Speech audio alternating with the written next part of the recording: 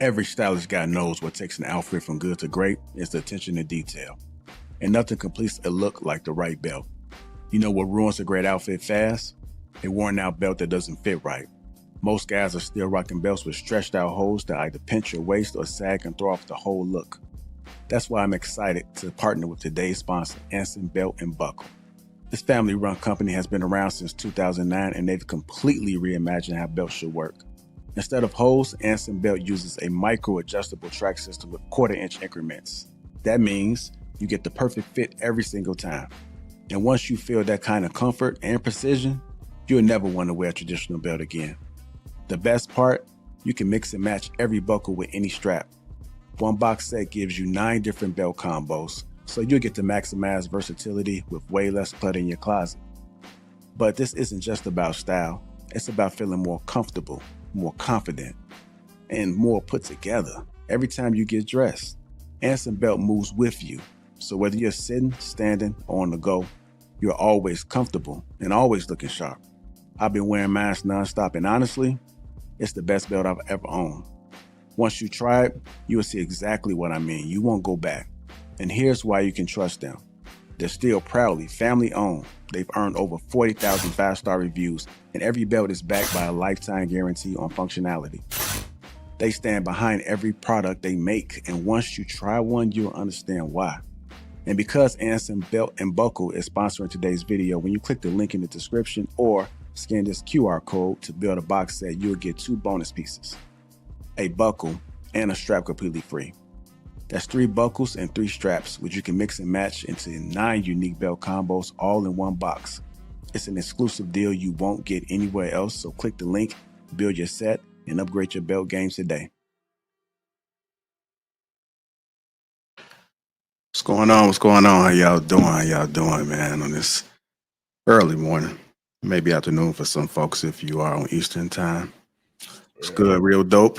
Willie? What up? How you doing, chat? So we got Aaron, Dory G, Nike's in the house.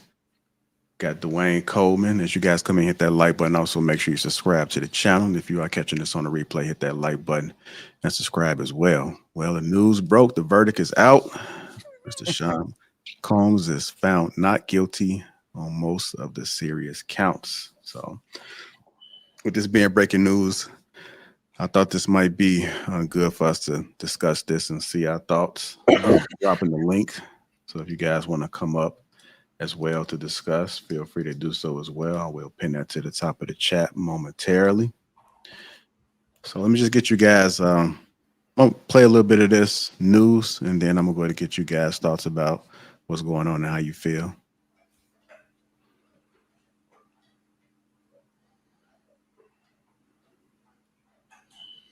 Elated, they were not allowed to show any emotion, but they are remaining in the courtroom to see what happens, what the judge ultimately decides, Kira. Brian, your thoughts on the fact that he could be released today? So at the beginning of this case, when Sean Combs was charged with sex trafficking, that is a charge that has the assumption that someone should be held pending prosecution. That assumption is gone now because he's been found not guilty of those 2 charges. And to piggyback up what Aaron is saying, the severity of his punishment has greatly decreased. He's no longer looking at life. He's looking at a max of 10 years on each count. Some of that time he's already served while waiting for this case. Mark Ignifilo, the defense attorney who's leading this case, has said that his private plane is in Maui. He has no access to it. So he's hinting at the idea of a number of things. I do want to stop it there. So as you guys can see right here, on count 1, he was found not guilty, racketeering and conspiracy. Count 2, he was found not guilty, sex trafficking by force, fraud, or coercion. Count 3, he was found guilty, which was the transportation to engage in prostitution. Count 4, not guilty, sex trafficking by force, fraud, or coercion. And count 5, he was found guilty. So he was found guilty on 2 of them, which is count 3 and count 5, the transportation to engage in prostitution and the transportation to engage in prostitution. And as you guys know, that these are some of the most serious consequences, well, charges on this list. But he was found not guilty. So I'm going to go ahead and continue playing this. that a judge will consider when thinking about bail. Is this person a flight risk? How serious of a sentence are they looking at? And flight risk goes into two portions. The actual ability to fly and not come back to the jurisdiction, but also the likelihood of doing that. A person who's facing life, more likely to be a flight risk. A person who's just beaten 3 of the 5 top counts in a trial like this and is only facing 10 years, far less of a flight risk. And so while I think it's somewhat of a Hail Mary for him to be released today, this is the strongest possible outcome that he could have had to make this argument. And I think the defense has a leg to stand on in making this argument that Sean Combs should be released pending the sentence. Let me ask you, Brian, because you and I were talking for days about There's a possibility that he will be released today. I know Willie has said earlier he should be, but it's looking like it might be a possibility that could happen. videos, the just how explicit they were, how Sean Combs treated these women, listening to Cassie Ventura break down on the stand, listening to other women, former girlfriends, talk about the way he treated women. I brought this question to Aaron, but I want to ask you as well, as someone who's an attorney, someone who has been in the courtroom for cases that involve domestic violence, knowing what we know about what happened and how he treated these women, and now looking at this outcome, how he's been acquitted on the most serious charges, your overall thoughts moving forward about what this says about the Me Too movement, the power of a music mogul when he has money, when he has fame. Your thoughts? So my thoughts, I think I try to go beyond just being an attorney, and I'll try to sidestep them and just talk as a man, as an adult. I think there can be no mixing of words as to what Sean Combs is when it comes to the treatment of women. Full stop, period. There's no question as to what we saw in terms of the strength of the women who took the stand and testified about the abuse that happened to them. There's no question about the photos we saw of Cassie in terms of the bruising of her body, the bruising of her face, and the violence in that Intercontinental Hotel. Full stop. There's no justification of that. There's no explanation of that. And I think in terms of the Me Too movement, there should be strength in the fact that those women were believed in terms of what they said. Putting my attorney hat back on for a moment, I think the difficulty of this and what may be perceived, and I hope it's a perception and not a reality, of the Me Too movement taking a step back based on this verdict, I think it comes from the overreaching of the government in this case, of trying to fit the allegations of this case into a RICO conspiracy, made it that much less palatable for the jury to take what they were saying to be true. And I think that might have also affected, in some way, shape, or form, the trafficking as well. I'll be honest, I'm somewhat shocked that they did not find Sean Combs guilty of trafficking Cassie because of the violence there. But I think that they made a mistake of not understanding the difference between a brutal domestic violence relationship in which Sean Combs participated in and was in many regards an aggressor of, if not the absolute aggressor of, and trafficking. And I think the overreach and misapplication of what 12 people in the Southern District of New York, or what society would believe to be trafficking in RICO, that misstep and misperception is what led the SDNY here.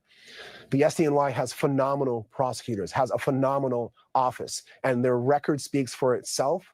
But I think in this case, they overestimated the strength of their case, and this is what happens when a jury speaks. I called it. What did you call? That they weren't going to be able to get him on sex trafficking. Sex trafficking is a really hard crime to pin people on or to convict someone of.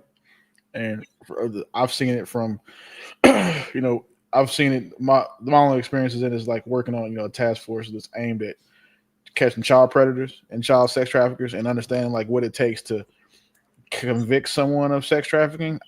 from the little that I paid attention to this to this trial, when I'm listening to it, didn't sound like it hit all of the marks for someone to be able to prosecute a case like that. Like I'm not I'm not an attorney, but damn, you understand what it takes to be found guilty of sex trafficking. It's a lot, and what they got him on the lesser charges because they hit him on a bunch of shit, but they hit him with they got him on the lesser charges of engaging in prostitution. But I'm not trying to be funny, but I don't think it's nobody goes to jail for their first time offense for engaging in prostitution. Most people get a fine and go home, and if the judge is too mad, he make you tell your wife. So I don't see how he doesn't come home if not today, tomorrow. I don't. You know what I'm saying?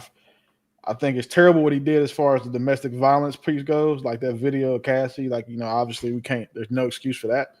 But my thing is, these women were complicit. They did what they wanted to do, and they were compensated for their time.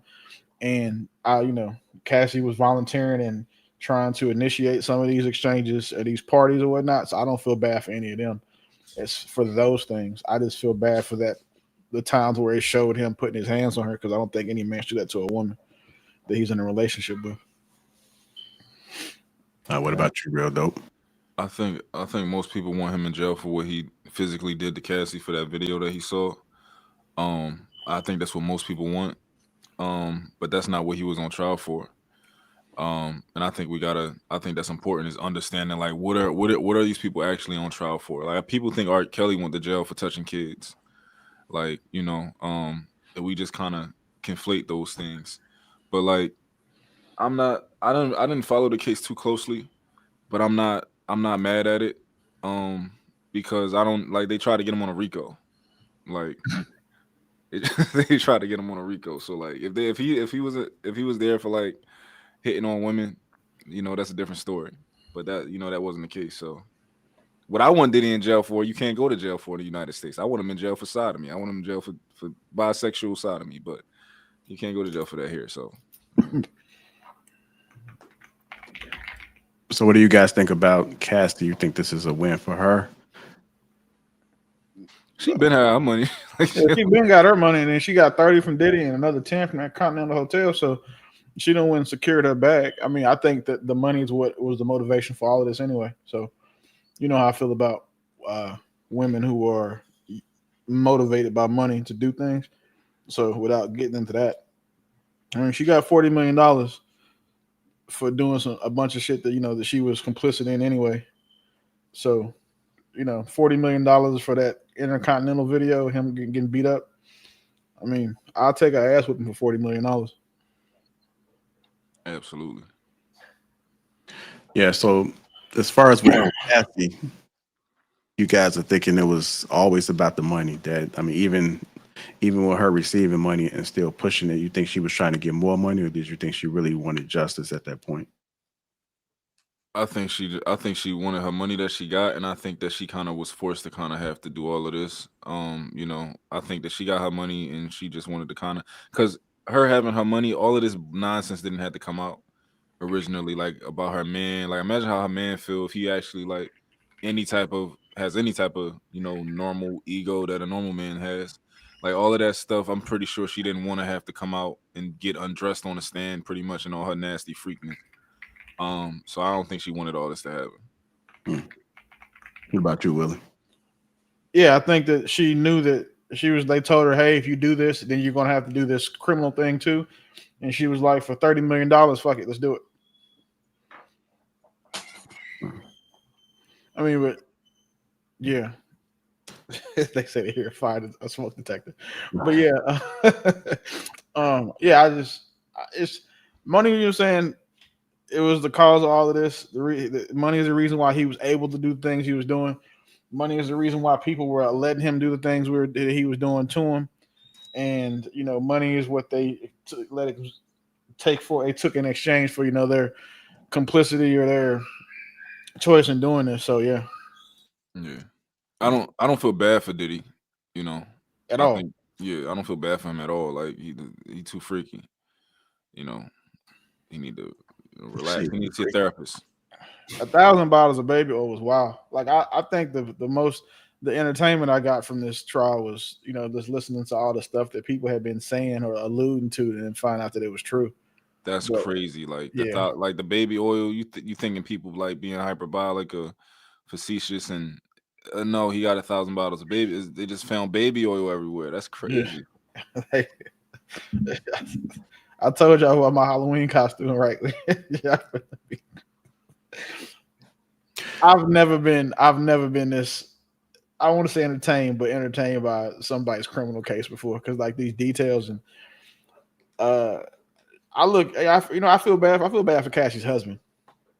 I feel bad for him.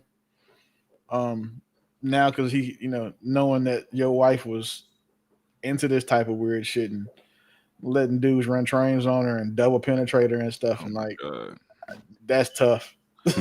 Do you leave your wife for that? Absolutely. It's over immediately. Out. Man, I'm pretty sure he knew about it. You know me. I don't think that he knew about the detail they went into in court. No, well, I don't think there's no way, because I just don't see a man marrying a woman that he knows is a hoe. Somebody mentioned that he was helping her write a book, so I have to go look to see if this is credible or not, but from what we spoke on this before on the previous show, he was helping her writing a book, so that would entail that he had to know something, or at least a lot of the details, if they was going to put this in the book. And so then this is my thing though, right? It's not that you confessed. If she confessed and told him, right, it's why are you telling me? Like, are you telling me you're a hoe because you know I'm about to find out, or because you just don't want me? You want me to know, and you don't want somebody else to tell you before me. It's kind of like, taking that that whole "don't let bad news beat you home" type shit. I couldn't. It's for him to be so upset, and we're not talking about the upset because someone he loved is hurting right now, upset at what he was hearing.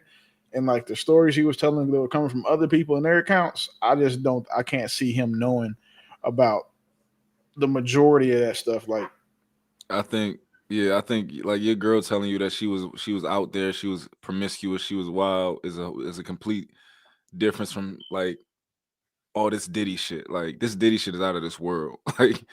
like yeah, I'm pretty sure you don't have that imagination to be like, oh, she was doing the crazy shit that she actually was doing. You just thinking she being a hoe. So according to this, and this is not credible, but when you look it up, it says that Cassie Venture's husband, Alex Fine, learned about the details of the freak-offs during the testimony in Sean Diddy Combs' federal sex trafficking trial. So after hearing Cassie's testimony, which included graphic details, he showed emotion. He described the feeling as tremendous pride and overwhelming love for Cassie. So he can't really say. It seems like this may be reading between the lines to determine that because he reacted emotionally, that was his first time hearing the details. So I don't think nobody knows unless you're close to him as far as that. Yeah. She said that she FaceTimed him. She FaceTimed Kid Cudi while he was smashing, not her husband. But it's still like this the type of, I just have a hard time having sympathy for hoes. Aside from them, her getting beat up, yeah, that's wrong. I understand it, don't condone it, but it shit happens. It's fucked up. I don't agree with it, but whatever. But as far as being like that, being that type of woman, and like just her karma caught up to her. She fucked over Ron Leslie to get with Diddy. Then fucked over Diddy, cheated on him with Kid Cudi. Then saw how that testimony went, which is weird. And then end up having to marry her trainer. So I mean, I got a question for you, Willie, and then I'll wait till Real Dope get out the phone for I ask him. If you guys want to come up, feel free to hit that link pinned to the top of the chat if you would like to join the discussion. But how much responsibility do we place on the people who enabled Diddy's behavior for decades? A lot of it. I mean, I'd say 40%. He gets 60 because he's the one doing it. But the people who helped him and let the type of shit happen, that's again why I don't feel bad for Cassie. She enabled a lot of that shit that he did. So I think that they should be held accountable as well. His drug dealer testified against him. The guy that he would get his drugs and shit from. Like he was sent out to go get, they all testified, so they cooperated, so they wouldn't, get charges themselves. So I don't think that's fair. I don't think that you should be able to snitch on somebody to get out of, to get out of going to jail or to get out of being held accountable for something. I think that's bullshit. You know what I'm saying? You want to tell on somebody so you don't get your, you're going to help someone get their consequences just so you don't get yours. I don't agree with that at all. Would Diddy be on trial in the public eye if Cassie never came forward first? Never. So you think everybody would have just kept a hush on it? Mm-hmm. I think it's gonna go. I think it would have went the same way Tyler Perry stuff about to go. Oh, Tyler Perry? Yeah. Some news out there about him? Yeah, he got a dude that's suing him for $260 million. Yeah. Okay. Is it possible for a man with Diddy's power to be in consensual relationships, or is it always going to be coercive? I don't think this is going to be it's coercive just because he got money. I don't think I don't think that we should absolve women of their agency to choose men with money by saying, that if they're with a guy with money, it's coercive. I just think that now that what type of nigga Diddy is. So it's going to be, I don't think that it'll be hard going forward because women know now. Like, they may have known, but think about all the women who are still going to put up with this. It's women that'll watch this video that'll be like, well, shit, for the lifestyle she was living compared to what I live, I'll take ass whooping too.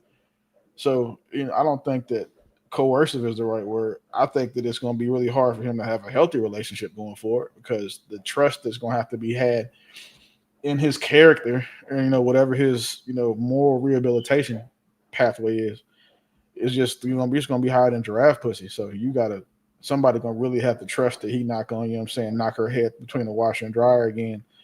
If, she don't want to let him watch her, sleep with 3 other prostitutes. Like, it's just going to be a lot going on. Mm-hmm.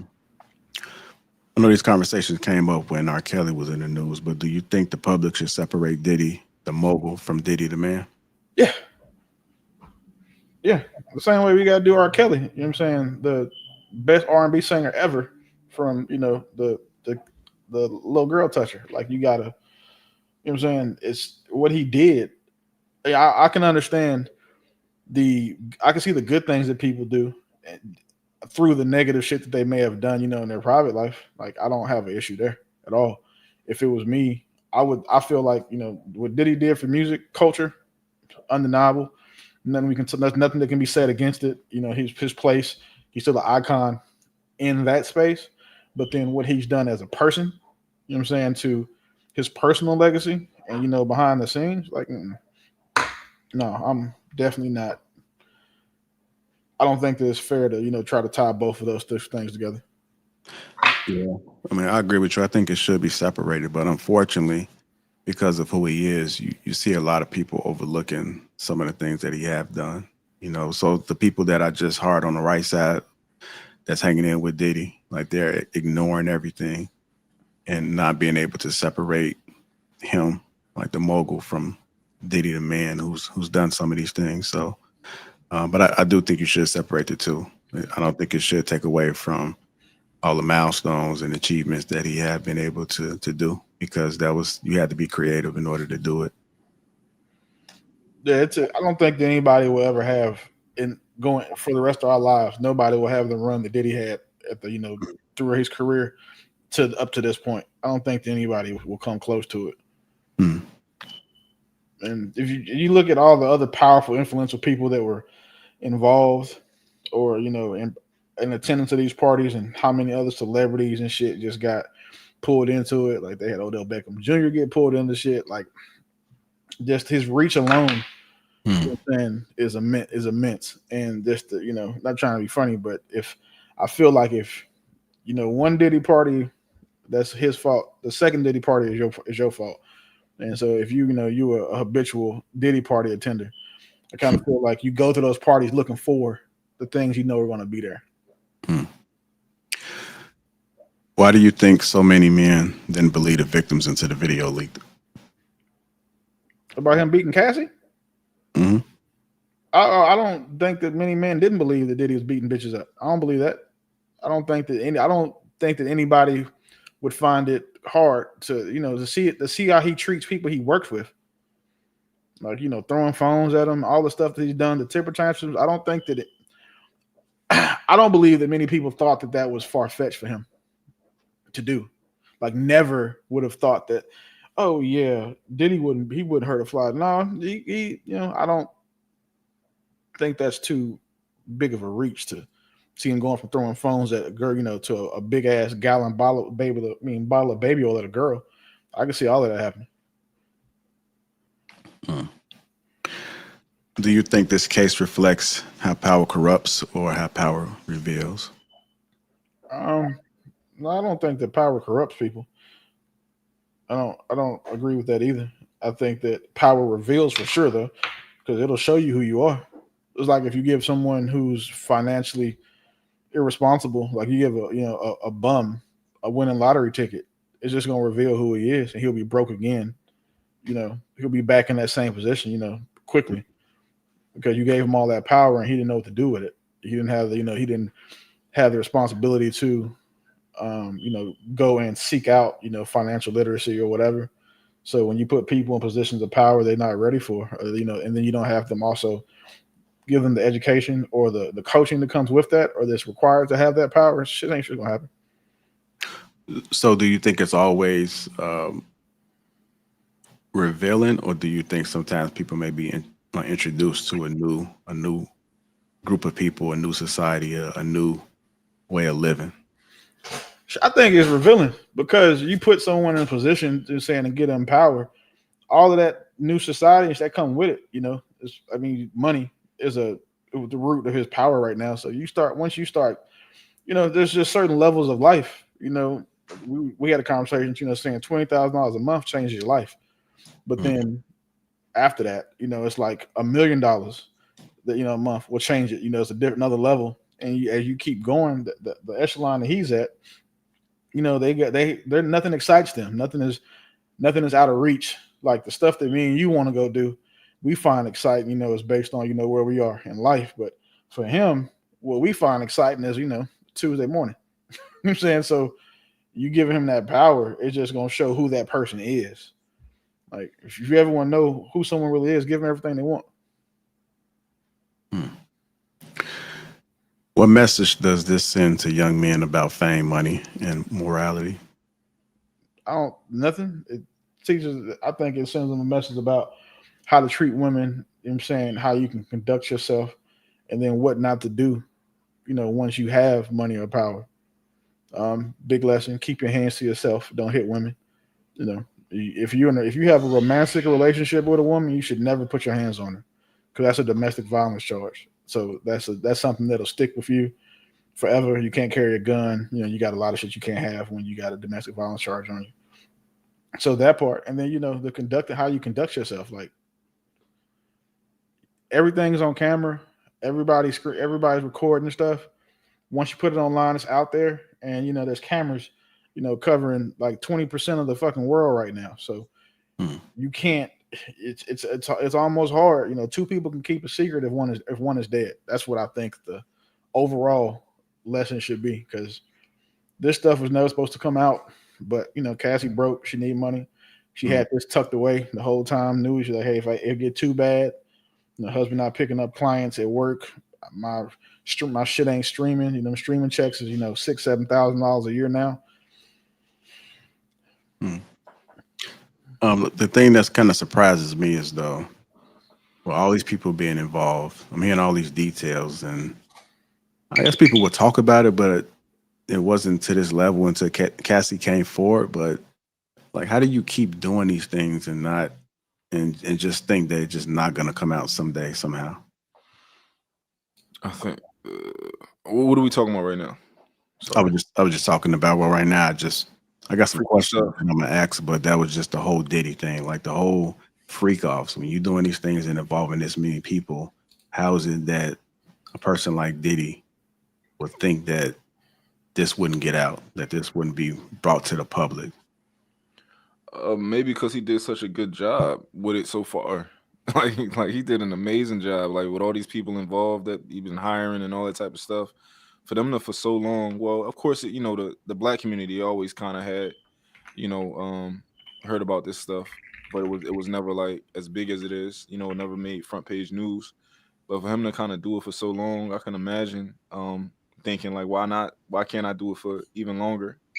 You know, and to think about Cassie, the one who actually blew it all up.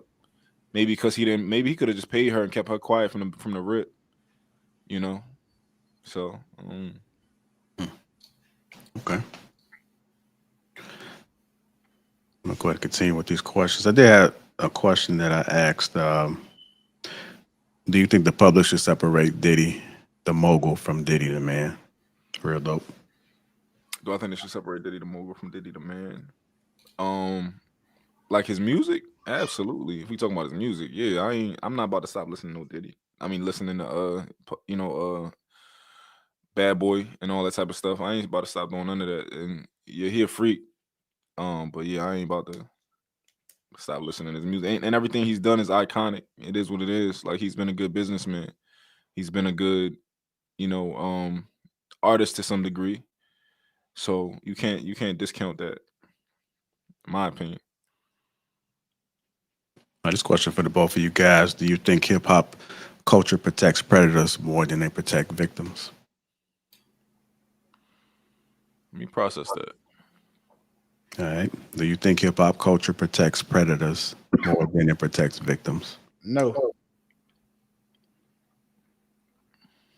No, I don't believe that hip hop culture protects predators more than it protects victims. So my question would be, what is the relationship between victims and hip hop culture? Well, it's just just for an example, like you have Diddy, or you have these cases that come out within the hip hop culture or hip hop community. And the question that I have with that is, do you think hip hop culture protects the predators? Meaning, because of their influence, because of their power, are they protected? I think that we do. I think I would say that hip hop culture protects predators to some degree, but I'm curious to think about, what do we think about the relationship between hip hop culture and the victims? Like, do we know instances of where we protected victims or we disregarded the victims? Because we know the relationship with like the predators, and for the most part, we turn a blind eye. But like as far as the victims, I gotta process like, what is that relationship? Right now, without fully, you know, complete processing it, I would say that we probably do lean towards the predator. All right. Why does the black community hesitate to cancel powerful black men, even when there's proof? We don't hesitate. They counsel niggas quick. They counsel niggas first, and they counsel a Netflix subscription. I don't. Black men aren't protect, like not us. They don't counsel white men, but you accuse a nigga of something, he guilty anyway. He guilty as soon as you hear about it. Like people were saying, Diddy was guilty of everything that Cassie said because he beat her up. So I don't think that's accurate either. But is this newer? Is this like Me Too era type of stuff, or like was this before then? I mean, I wouldn't say that it was before. I don't think it's before it's new. I think it's just been a consistent thing. I think that, if anytime a powerful black man is accused of something, he's guilty. Perfect example, when Tyler Perry stuff came out, you know what I'm saying, he aligns with women, so of course they're defending him. But as soon as it's something, if that black man goes against women or isn't, directly or overtly, for women, yeah, they throw him to the wolves.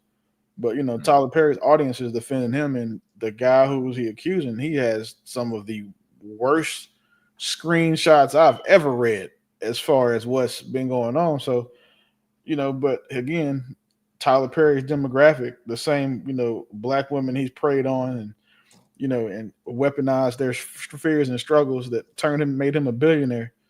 Those are the same women defending him right now. Wait, what happened with Tyler Perry? Some gay shit. And he getting sued for $260 million. Okay. So, Like, but if the screenshots are out, you just Google them. The screenshots, bro. Like, I don't know what it is about rich people, but like, I don't even like when I was outside, you know, dealing with women. I wouldn't. We talked on vanish mode. Like, you're not about to screenshot shit I say to you.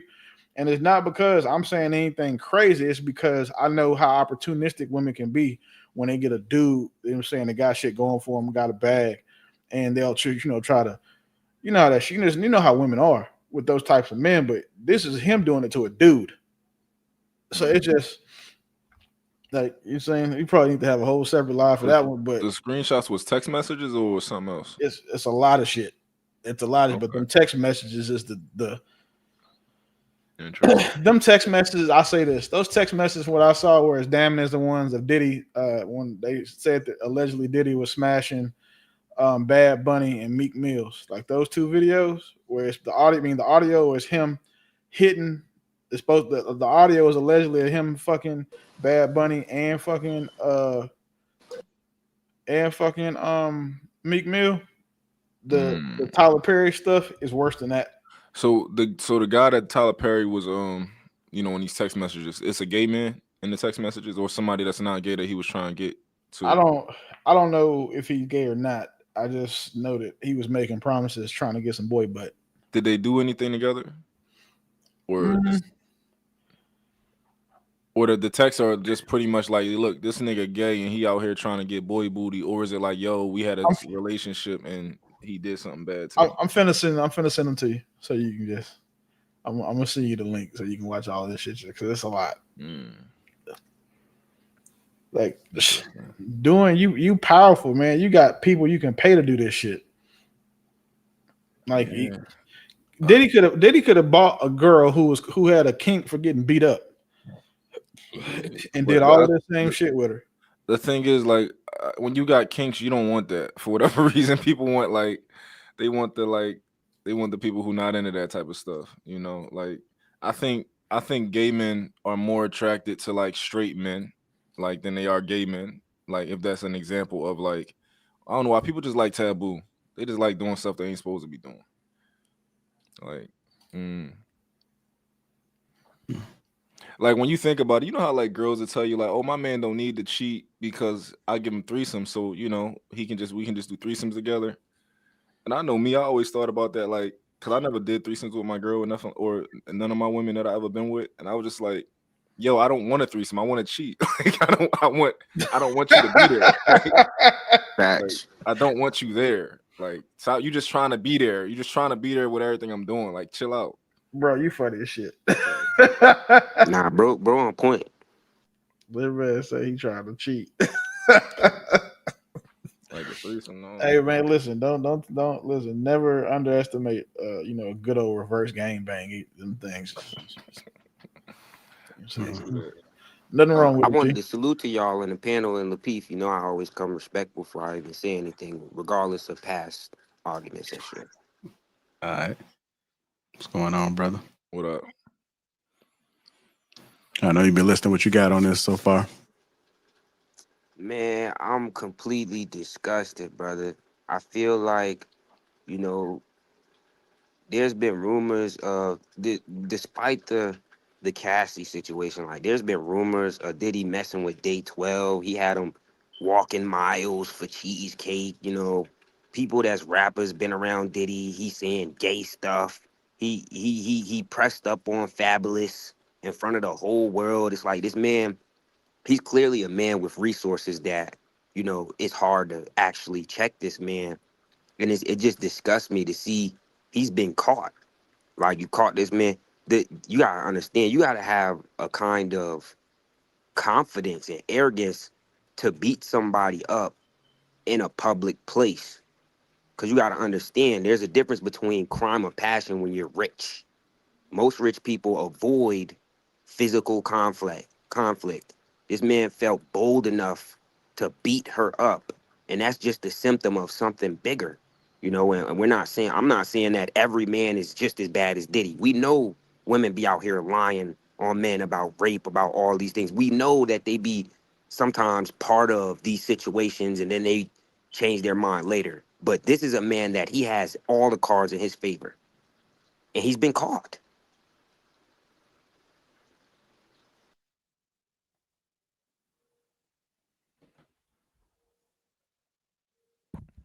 You can't hear you, Willie. When you go to these parties, I understand now why they take your phones and shit. I get it now.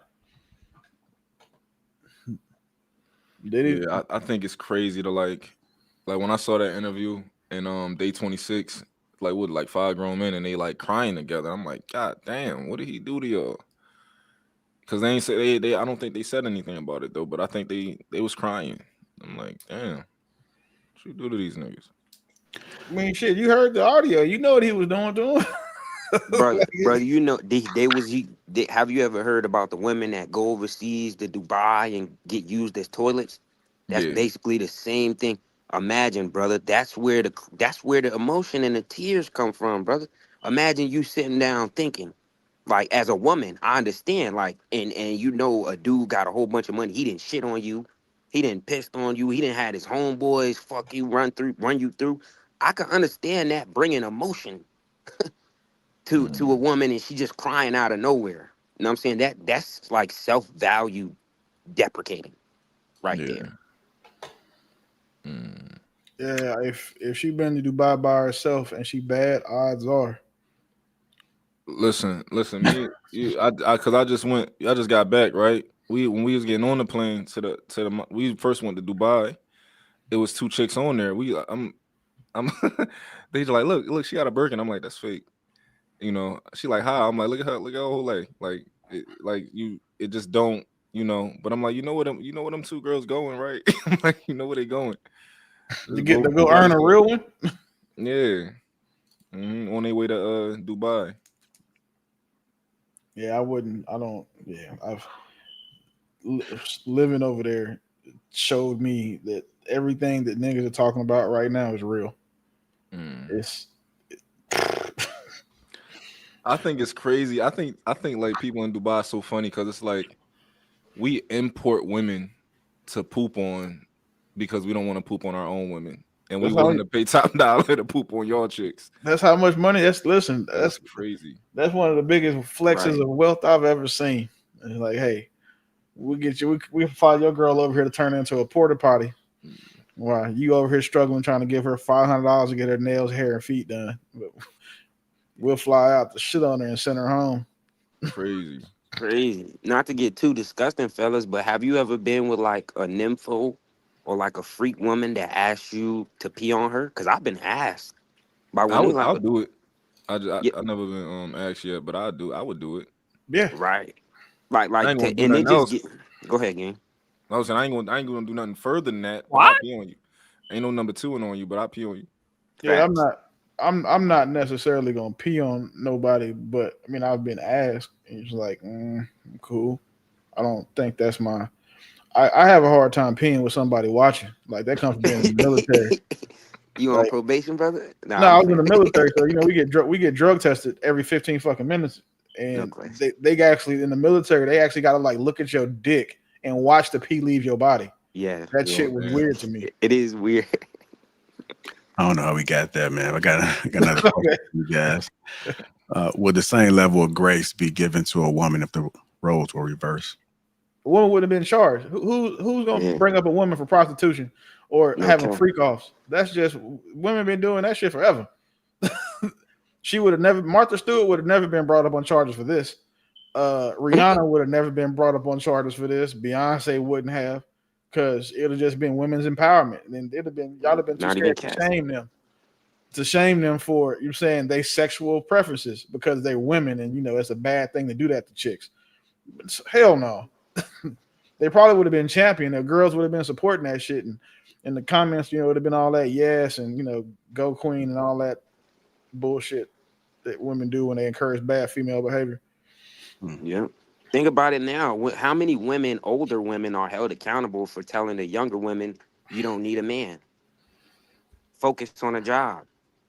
Fuck any man that you want. Don't let a man control you. How many of the older women, it seems like the younger women are the ones that's getting all the shame, but the older women is the one that told them to do it. Yeah. You talk about chicks going to Dubai. That ain't just young girls. It ain't just young girls going. It's these career single, 40 plus, never gonna find a man, so they figure they might as well utilize what they got to get what they want types. That's crazy. Instead of imagine that, instead of getting with a man that you know is not a threat to you, you know he's gonna pay your bills, you know that you could probably yell and scream on him as much as you want, he's not gonna leave you. So you'll leave that man and go for the man that's not gonna tolerate that at all because they have money. It's like we gotta hold them accountable, because then they'll say, "Oh well, Diddy has resources. He is that number one alpha male that women describe that they want. This 6 foot, he got abs, tall, dark, and then look at his character though. I don't Look at his think Diddy assets would. and his resource, but then look at his character though. I don't think Diddy would be considered one of those guys. Well, he got money, but he never really. I don't think he's ever been on anybody really a sex symbol. I feel like he up there with Jay-Z. People look at him like Jay-Z. Yeah, they got money. I don't think they sex symbols necessarily in the media. I don't know. I never, maybe at least for my generation, I never heard girls like talk about Diddy and Jay-Z. I feel you on that. Like he wasn't the number one like guy when a woman would mention it, but I'm saying he fits the description. Okay, he definitely got money for sure. Why do some men defend Diddy by saying these women knew what they signed up for? That's not defending them. That's just stating a fucking fact.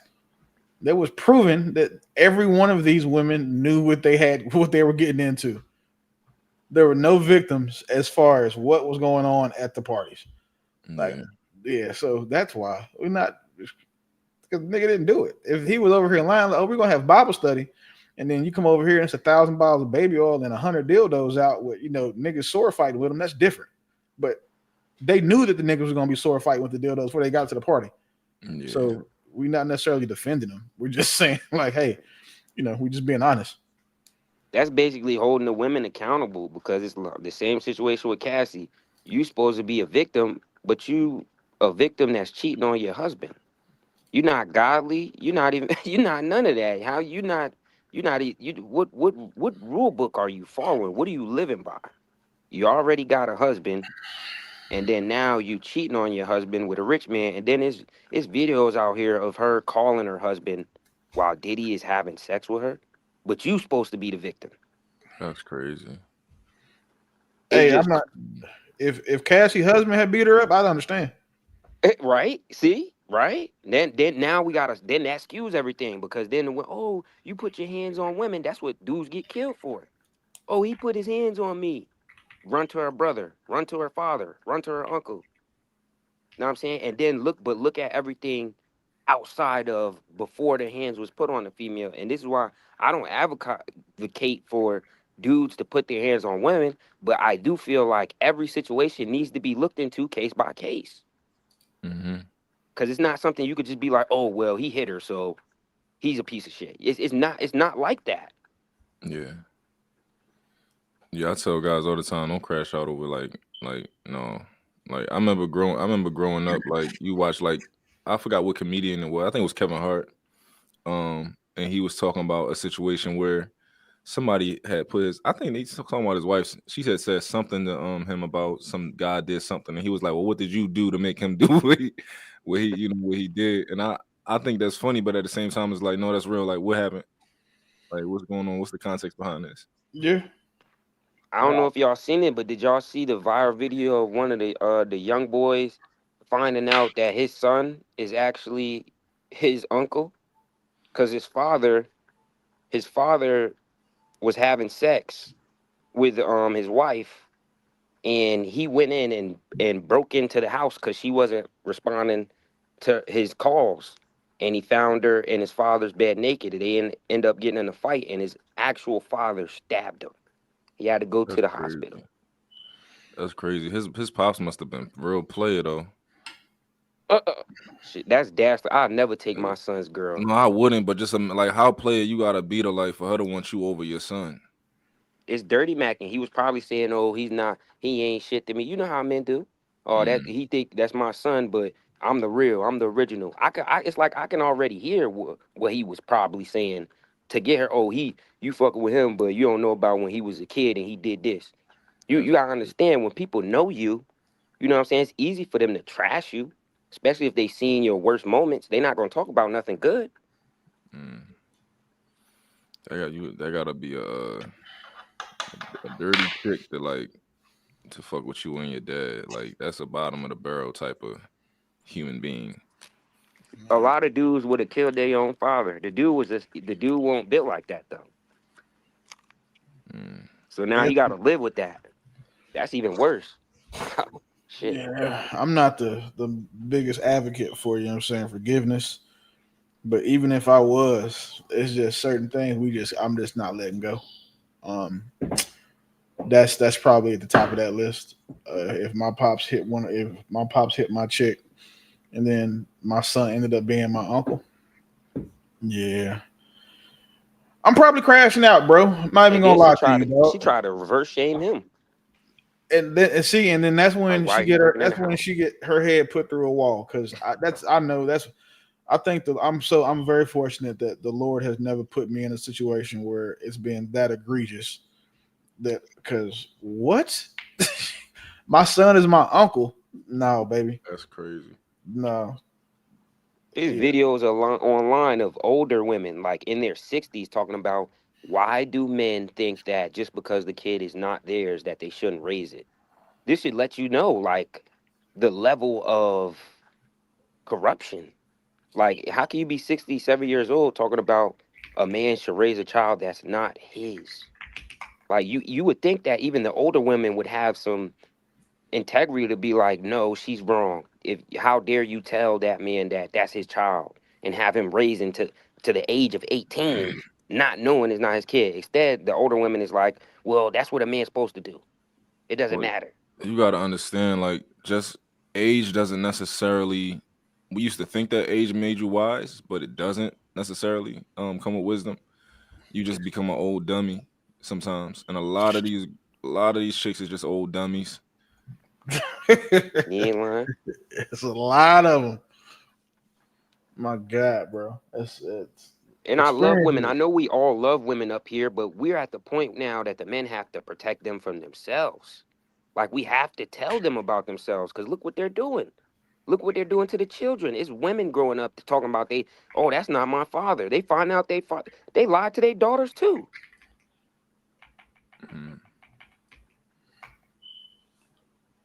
Got another question. Is it fair that Diddy settled some cases quietly and avoided criminal charges? Or is that just smart lawyering? If he's smart, he need to do that. He should have did that with everything. You know? Is it fair?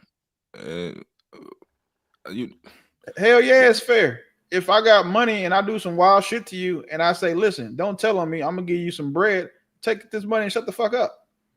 Like, yeah, it's fair. Like that's their prerogative. I don't have an issue with that. I mean, trust me. Yeah, I'm all for paying for peace. That's probably the most efficient way to get over some shit. And I'm not trying to be funny, but people say the best apology is change behavior. No, the fuck is that? It's a check. I would argue you shouldn't be doing anything egregious, but I mean, just to take away that ability, I don't think that would be necessarily righteous either. To I make agree with amends that. through finances. It's only egregious if they didn't agree to it. Yeah. I don't believe there are any victims in this shit is with Diddy sexually. Because it seems like everybody was complicit or compensated for what they were doing. Like, he wasn't lying to people of being like, hey, again, come to Bible study, but now you got ninjas out here ninja fighting with dildos. That didn't happen. Everybody knew what was going on, like they were coming for. So yeah, I agree with you. I agree with you on that. They knew I don't feel bad for anybody that was at a Diddy party for the sexual shit that happened outside of Justin Bieber, because they say Usher brought him. Outside of him, I don't feel bad for nobody else sexually. Yeah. From the physical abuse piece that Cassie dealt with, I understand that.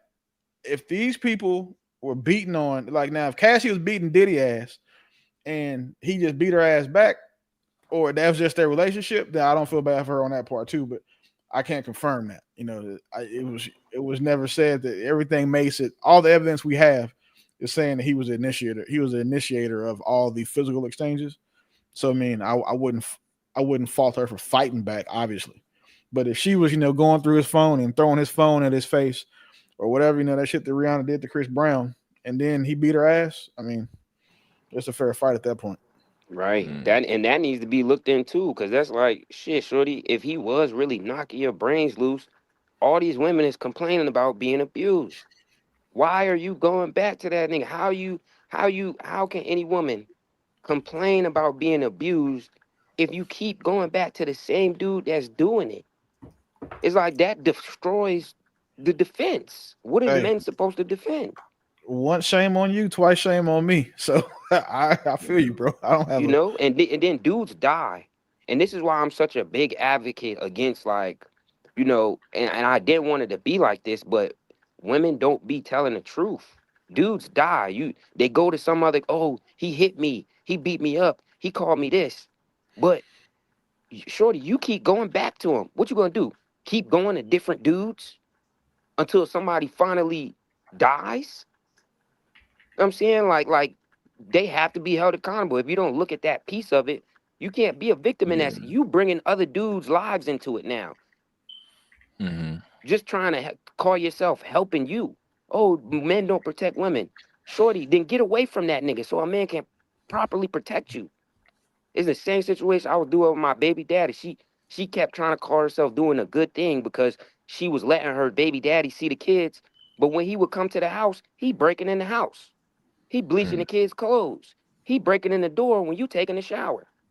But you trying to tell everybody else that you ain't put him on child support and you ain't like other women. It's like you're protecting that nigga. Yeah, Yeah. that's worse.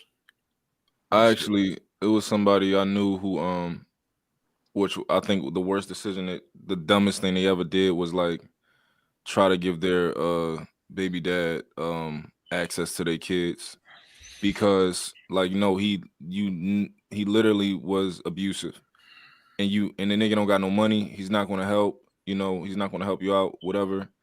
And that was like that really upset me that this person kind of was like, oh, they want to see their dad. I'm like, what's happened, what type of guy he is. Tell him he died. Like that's how bad, schizophrenic, in and out of jail. That's how bad that guy was. So, yeah. I ain't gonna lie, that's a real thing. I didn't met old dudes that, like, when I was in my neighborhood, know what I'm saying? Fuck it, I shouted out Holly Cole. Know what I'm saying? It was this old dude, you from out there, everybody knew him, named Bud. When the kids used to get off the motherfucking school bus, he'd be staring at him. I had to fuss that bitch ass nigga out one day. I'm like, bitch ass nigga, stop harassing the little girls when they get off the bus.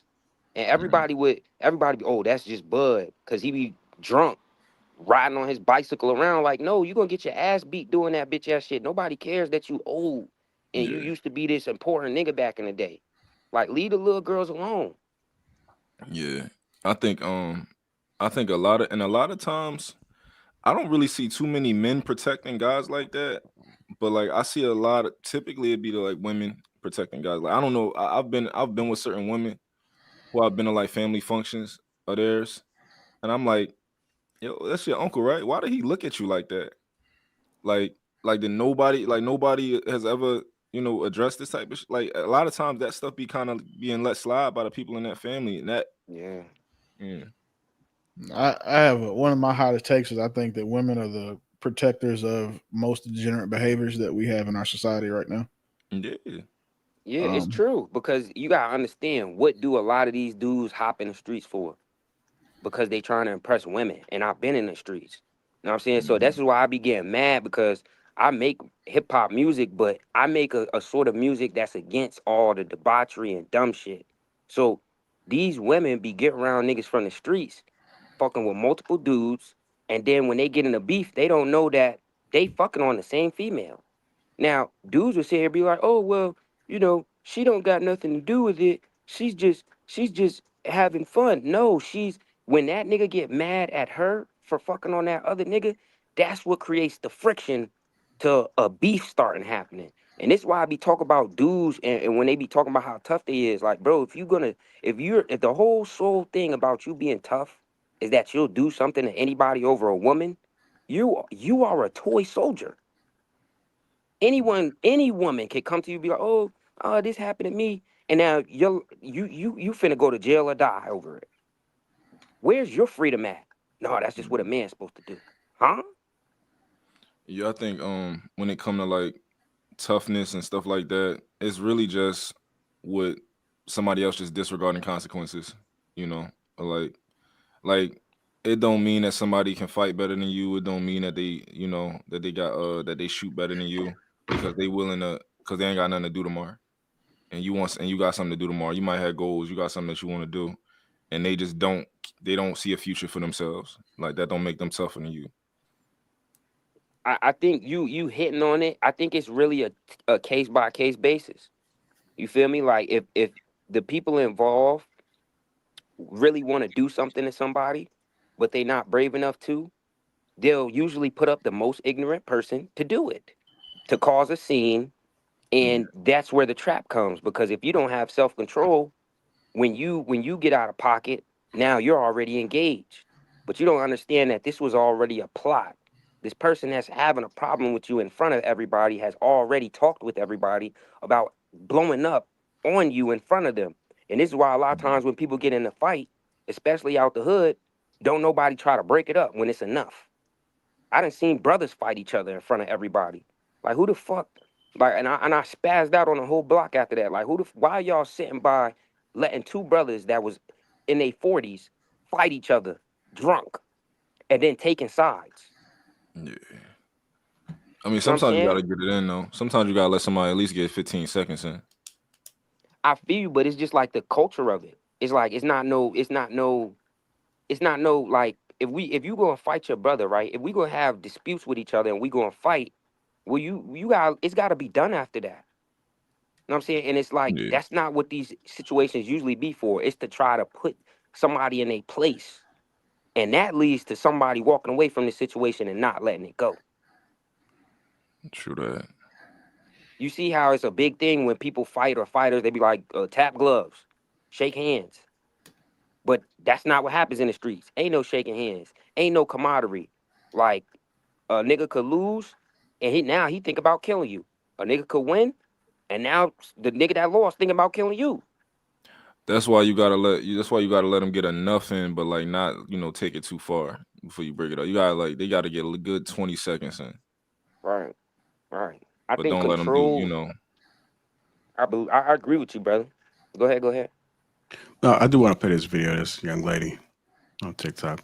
He as beat the feds. No matter how you look at it, he beat the feds. And people always be like, oh, you can't beat the feds. Yada. Diddy beat the feds. And if I were Diddy, right, when I get out, because I wholeheartedly feel like they're about to let him walk on bond. He's going to be out on bond. He's going to go home. He'll be able to travel and live his normal life until sentencing. And then I think when he gets sentenced, I think it's going to be very minimum. Like, well, you're sentenced to 1 year in prison. You already did 1 year in jail. You probation 10 years, whatever the case may be.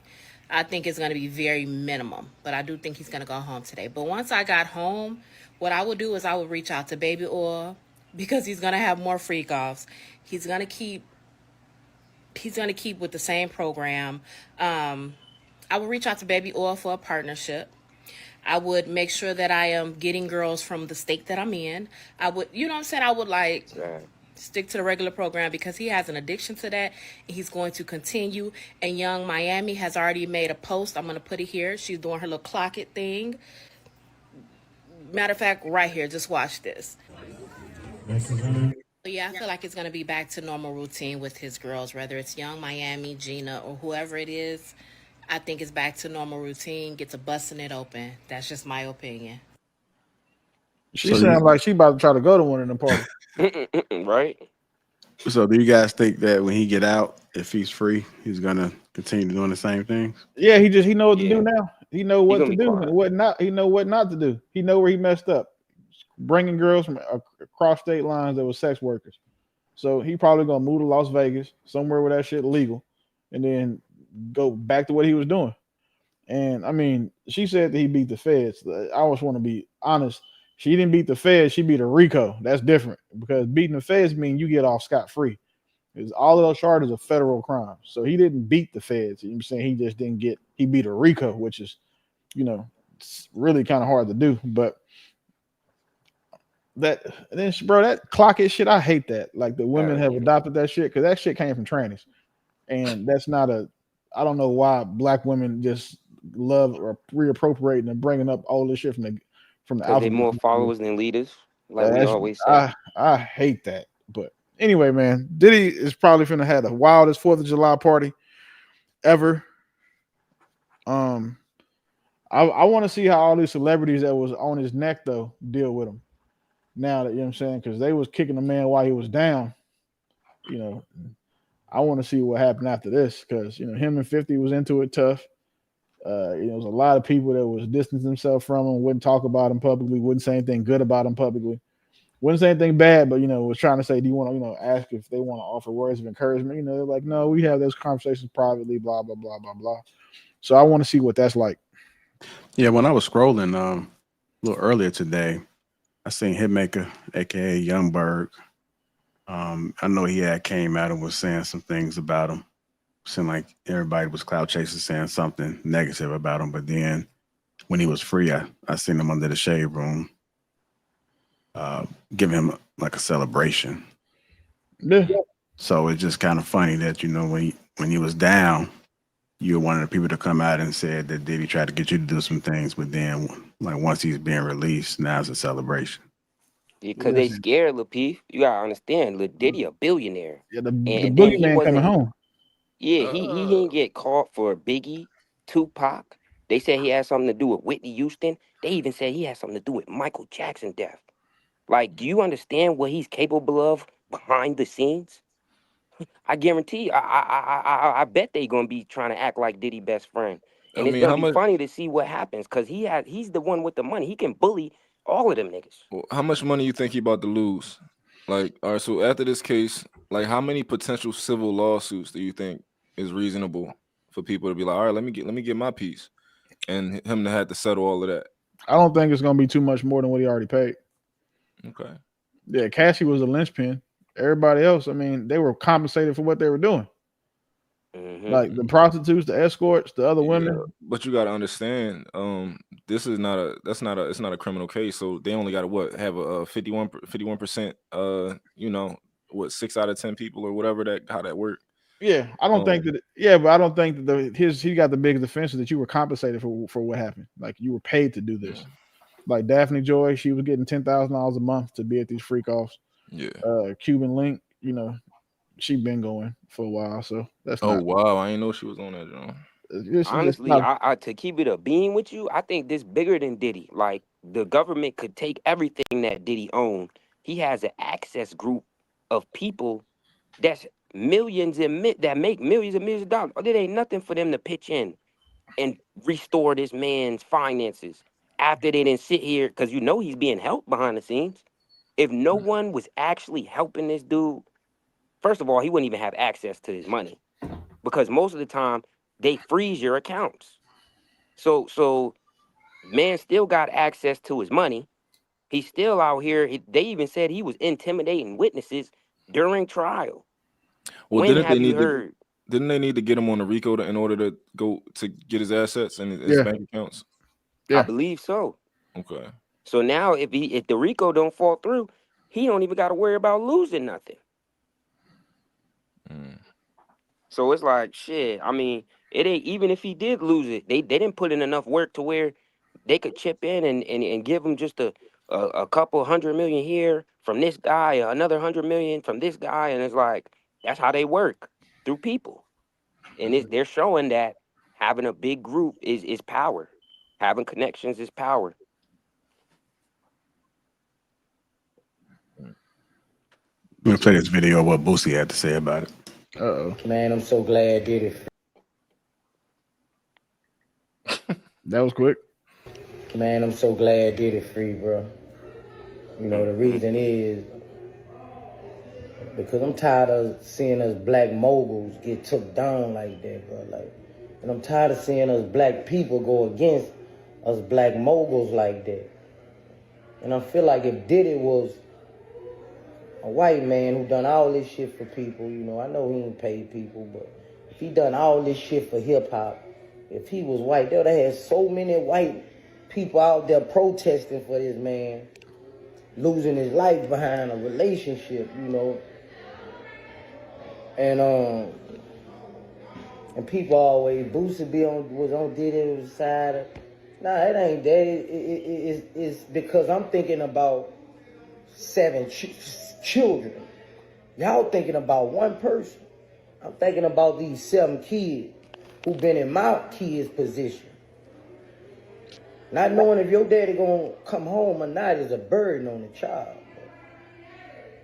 So all y'all was like, no, I'm thinking about them damn children, man. So man, I'm glad he free, bro. You know, like I've been said, I don't feel he was guilty of nothing. You know, nothing but domestic violence. You know, but the court spoke, man, and man, I'm happy that dude children, man. I know his feeling right now, bro. I'm just happy for them children, man. So, you know, Diddy, sit your ass down somewhere. That's what you need to do. Grab Stevie J and your children and get the fuck on.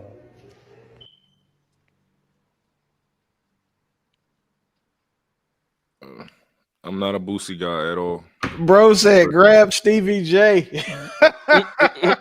Stevie J be on Diddy dick. Literally, that's why it's funny. Yeah, I'm not a Boosie guy, man. I never understood. Well, I mean, I guess I understand why people like they look at him as like this wise old head, and I don't think he's intelligent at all. And I think a lot of I don't like how he go about the stuff with his kids and they giving them head early and stuff. I don't like to hear from Boosie personally. So Yeah, Boosie a clown. That's been, you know what I'm saying? Look at all the things going down with No Jumper. You know what I'm saying? With all that. And then, you know, that was Boosie's main platform, a platform known for getting brothers indicted, right? And then this man comes out and he defends Diddy.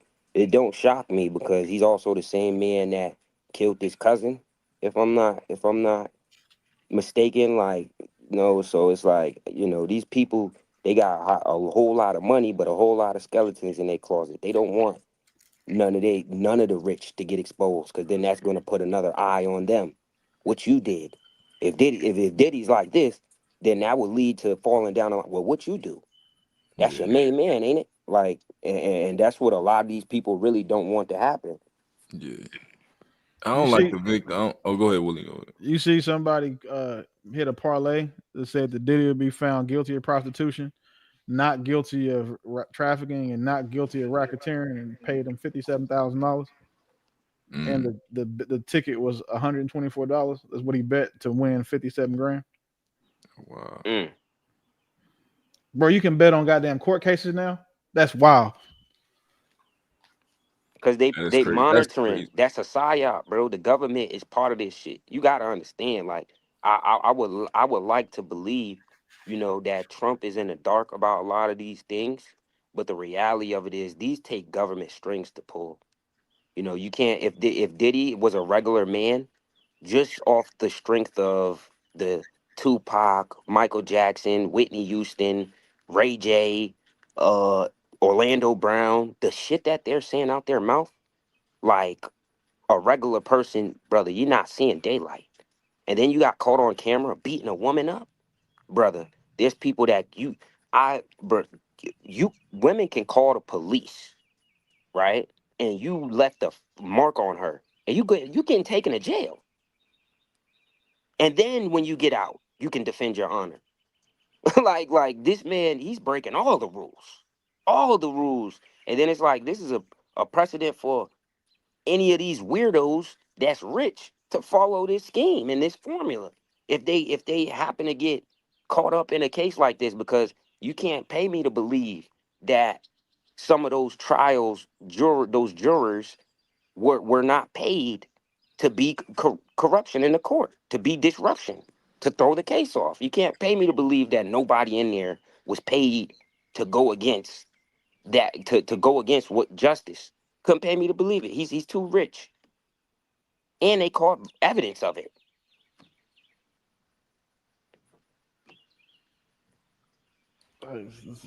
I don't like I don't like the I don't know. I don't know if y'all know by now. I'm against all that victim, all that whole shit. Like, I don't like the way Boosie kind of brought it to like. I don't like the way nobody think like, oh, they just always trying to bring a black man down and all that type of nonsense. I don't buy that. If niggas is in the freaky shit and they doing shit, then all right, they gonna have a, you know, they gotta beat the case. You know what I'm saying? Like all that trying to bring a black man down. Like if the nigga is out of pocket, he out of pocket. You know what I'm saying? So I don't know. You gotta understand, these people, it's black people that's wicked too. Like, I hate to say it, like even me, I'm one of those people that talk about the government. I talk about white people in the structure altogether. But at the same time, I talk about us as a people too, bro. We be killing each other. And then we be hiding it and covering it up. Like, that shit's not cool. Like, how is black people supposed to live good lives? Supposed to go to work and conspire to be something. But if you even got a family member in the hood, you got to worry about them trying to set you up or talk shit and destroy your business or some shit like that. Like, we got to check it. We got to check that shit.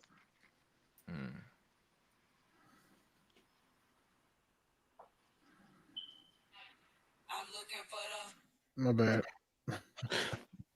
I was looking at somebody's stuff. They said there's a crowd coming around. I guess they're waiting to see if Diddy gonna come outside or not. He finna go home. They treat that man like Jesus. It's crazy.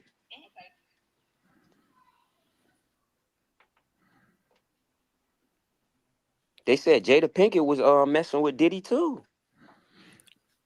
I believe everything bad they say about Jada Pinkett at this point. Like nothing. If she get accused of this shit next, it wouldn't surprise me. Like that woman is evil. I mean, she's the definition of a predator too, right? She was fucking with August Alsina. Hey, it wasn't no problem. No, It he wasn't was no a problem grown. to be a dude. Yeah. She made that nigga gay. Yeah, look at that nigga now. That's what's that man crazy. was a sex symbol for women. And he was Bro, supposed to be a real nigga back then. bro, he do concerts But with that's his what I'm saying. boyfriend. That's the crazy. He do concerts with his boyfriend. Like That's what I'm saying. This man was all about women. Do you understand? I wonder what trauma he went through, because I have a theory that the reason why a lot of men go gay is because actually they gave up on women. No. I have a theory. I really have a theory that that's why it happens, bro. Because even when I was going up in school, I did not see a lot of gay dudes. Like, it was a smaller number of gay dudes. And now it's like, as time has gone by, more and more people are being gay. So, and I can't be convinced that they're just, oh, I was born this way. I've seen women in the hood put their little boys in leggings. I seen women in the hood give their boys girly fucking jewelry or do their hair in girly ways. It's like, it don't seem like these men are growing up to be gay. It seems like they're growing up around women, and the women are encouraging them to do weird shit. And then when they can't get women from doing this weird shit, they go, "Oh, I'm supposed to be a boy. I'm supposed to be a girl." That's what I'm really seeing. I mean, and I see that in the white community too. These white women trying to give their white boys hormones, because that's not a black thing. That's a white thing. They're giving the boys hormones to change their gender. The only person we have that's black that's doing that shit that's famous is Dwayne Wade. Yeah. That is specifically a white thing. Oh, he wants to be gay. Bro, How you don't. I My think bad, when, LTC. I think when it come to like the gay stuff, my take is a little bit different, because it's a y'all probably heard about the boxer from Philly who did the gay stuff. I actually sparred against him a few times before, and like he was just a regular guy. So like after like finding out that he was like gay, it just kind of like fucked my mind, and I'm like, dang, how many niggas actually gay and like don't actually look gay, or you know, they just in the closet, and then they got like 9 kids. So it's like, Wow. damn, like how many niggas, like I know like people. It's a difference between the people who grow up and they act gay versus the ones who just seem regular. So like I'm like, how many people actually are gay in our community or any community? I know white people, they a little bit different with it. Like they really out there with it, with painting their kids' nails and all that. But like in our community, I feel like growing up, like you always knew the gay people because everybody would be like, oh no, he not gay, he just like metrosexual, and they're like, no, he gay. Like y'all just trying to defend him or whatever. But we all knew those guys who like, but how many actually don't act gay or look gay that actually are gay? So I don't know. I I feel think like there is some dudes that I feel like if you gay, like I don't know, it's hard for you to I don't know because I've come across that too, that a dude was gay and I couldn't tell, but I feel like there's always some kind of sign though.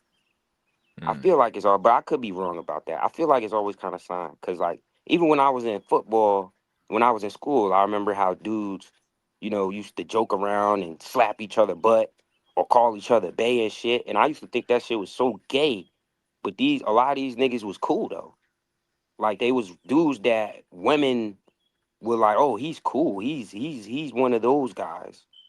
But when he with his homeboys, niggas smacking each other ass, laughing about it, calling each other bae and shit. I always thought that shit was weird, but Mm-hmm. um, Yeah, I feel like most gay people I can tell, um, like instantly you can just tell when somebody different. Um, for the most part, I think I can tell, but it is some people who, you like, dang, like this nigga gay. Mm. the real thing is if bro you was sparring with, was he throwing hands? Cause that's another thing. That's a whole nother. You hear what they do in jail? They'll Oh no, knock he you can out and rumble. then take your. Oh, The gay niggas learn how to fight and shit. he could rumble. He got a alright little record. Like he probably like 35-10 or something like that. He can rumble a little bit. Mm. See, and that's a whole nother type of evil. You could get your ass whooped. You know what I'm saying? An ass whooping ain't nothing, but a nigga goddamn whoop your ass and then get the kissing on your cheek or trying to get in your butt. It's like, bro, that's a whole different type of villain that you creating right there. I Yeah, don't yeah. shit. Y'all know what I hate about like certain gay people is like, I don't know if y'all ever had like a gay person like make a pass at you or something like that, but they try to do it like by being your friend, and I'm like, yo, if you gay, just be straightforward so I can be like, no. But they'll try and bro you or something like that. I hate that shit. Like, yo, just Nah, I just feel ask you. me I if I'm don't. gay. Like, y'all never had a nigga like try and like, yo, bro, like, where you from, bro? Do I know you from somewhere? Like, what are you Yeah, talking about? yeah, yeah, they do be doing it. I had that happen to me many times. I already told you on the other show we talked about that. That shit was weird. It's Yeah. people that I used had it so to. far whereas I get on the dating websites because I be meeting women up there, and this dude had a fake picture up there, and I was on the way to go see him, so I was thinking I was like, man, I should call before I go in there, and I call, and at first dude was trying to sound like a woman, and I was like, hey, I forgot what I asked him. I was like. But I asked him something, and then it led me to believe that he was a man. So I was like, "Hey, bro, you a nigga?" And then he just turned up on me. He was like, "Yeah, I'm a nigga. So what?" And then I hung up the phone. I'm like, "Man, I didn't already almost drove over here. Yeah, man, almost drove over here, and you over here pretending, bro." I cussed that nigga out. But it's like those situations right there. It's like that dude was calling my phone after that, like, "You a bitch." Uh, he was blowing my phone up, bro. I had to block him, bro. Some of these gay people's weird. I ain't. I don't want to say nothing. I do think a lot of them happen to have some issues. Like, there's a lot of issues in the head with a lot of these folks. But that I don't got no problem with gay people. You know what I'm saying? It's just, you know what I'm saying. I met. I could also speak on. There's gay people that I met that they were chill. You know what I'm saying? They were gay, but they didn't try to flirt with me. You know what I'm saying? I could respect that. Like, don't. You know that I'm straight. You know what I'm saying? Don't flirt with me. You feel me? Like, I met gay people that's cool too. Hmm. You know, so it's not just all I want to sit here and be like, oh, gay people is this and that, Yeah. but You know, some gay people cool. I know, like me. Throughout my life, I've had a couple gay acquaintances that I would consider to be friends. One of them I used to work with, and we kind of like from there, like we became friends. But like, in order to be like my gay friend, I gotta grind you up about being gay every time I see you. Like that's just funny to me. Like gay jokes is one of my favorite Real types of quick, jokes. super pause. Real quick, super. We can't skip the I gotta grind you up. Because Yeah, you got that one. we can't stop. I'm sorry, I have to stop you there. No You Diddy, got but that we one. had to get that one in You there. got that there one. is a gay app called Grinder. Yeah. I'm from Philly, so we just we say that. Yeah. Whoa. Okay, I got a bid on you. Like if you like yo Whoa. bid is that You trying to buy a nigga now? What are we doing? Okay. What are we? You just say I got a roast you. What about? You know what's crazy, yo? You know what's crazy? Cause like the other alternative for that in Philly, for like jokes, OTC, where you from? VA. You from VA? You know the other one we used to grow up, what it was called, man? So I What? can't even go to the alternative. It's called busting on people. Oh, busting on people? Busting on people. That's Yeah, crazy. y'all just gotta be quiet in these conversations then, because y'all whole Yo, fucking Mills is vernacular. from Mills. You from Philly? Remember that? Yeah, like I can't even go to the other one. Like yo, I can't even switch up and say I'm busting. That'd have been even more pause. That's crazy. Yeah. Nah, it's plenty of shit like that. Like, is you jacking that in New York? I'm jacking that. They be saying that shit. That's also weird. I'm not, because in Texas you say you jacking something, I mean you trying to take it, and a shootout typically ensues. Shout out to New York. No, hey, at least they ain't saying busting on you. That's wild. Whoa. Yeah, that was before the pause era though. Period. That shit is gay too. If a dude ever said that, I'm not talking to him no more. I hate hearing that out loud. I ain't gonna lie, I'm guilty of saying that for effect. I've never said that like regularly. What? Period. No, but you don't say it like that though. Who you say it to though? Who you say it to? Yeah, you don't say it, you know what I'm saying? You don't say it with the, you know what I'm saying, exaggerated neck and limp wrists either. You say it, you know what I'm saying, like with bass in your voice. I said it to some females because I was winning in the argument. So I hit them with their own shit. I was like, period. I be saying it to my girl to be funny. Like when I be trying to be funny. Yeah, I don't be saying that. I don't say that shit like that.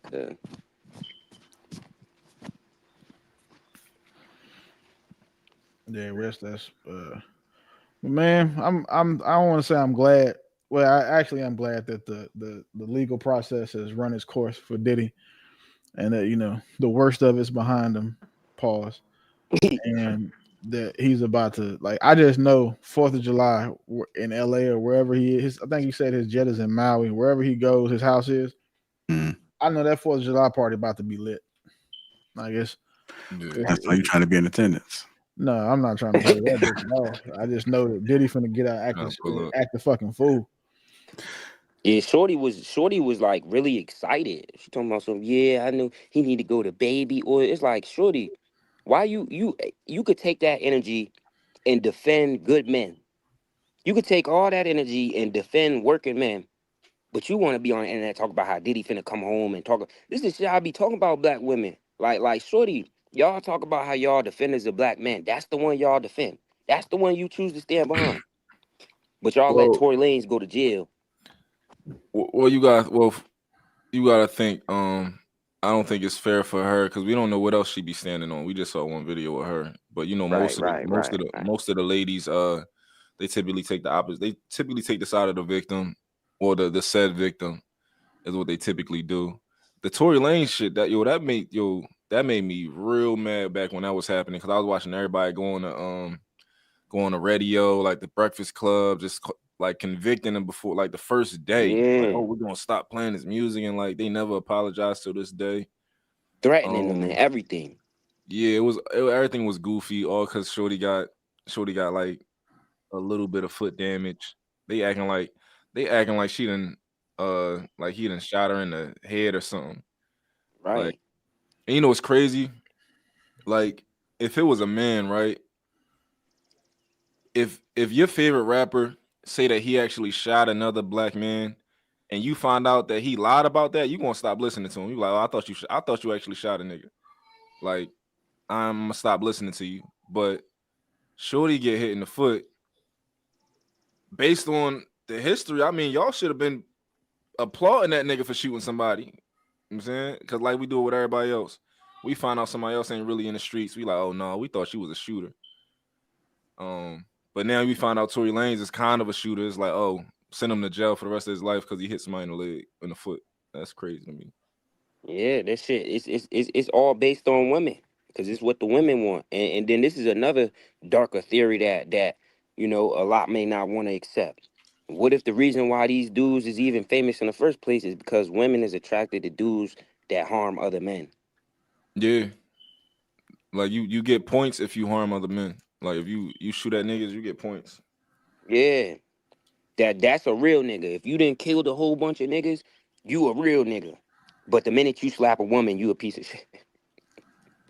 Yeah, it's real convenient. The only woman a man should never hit is the one he's in a relationship with. The rest of them fair game.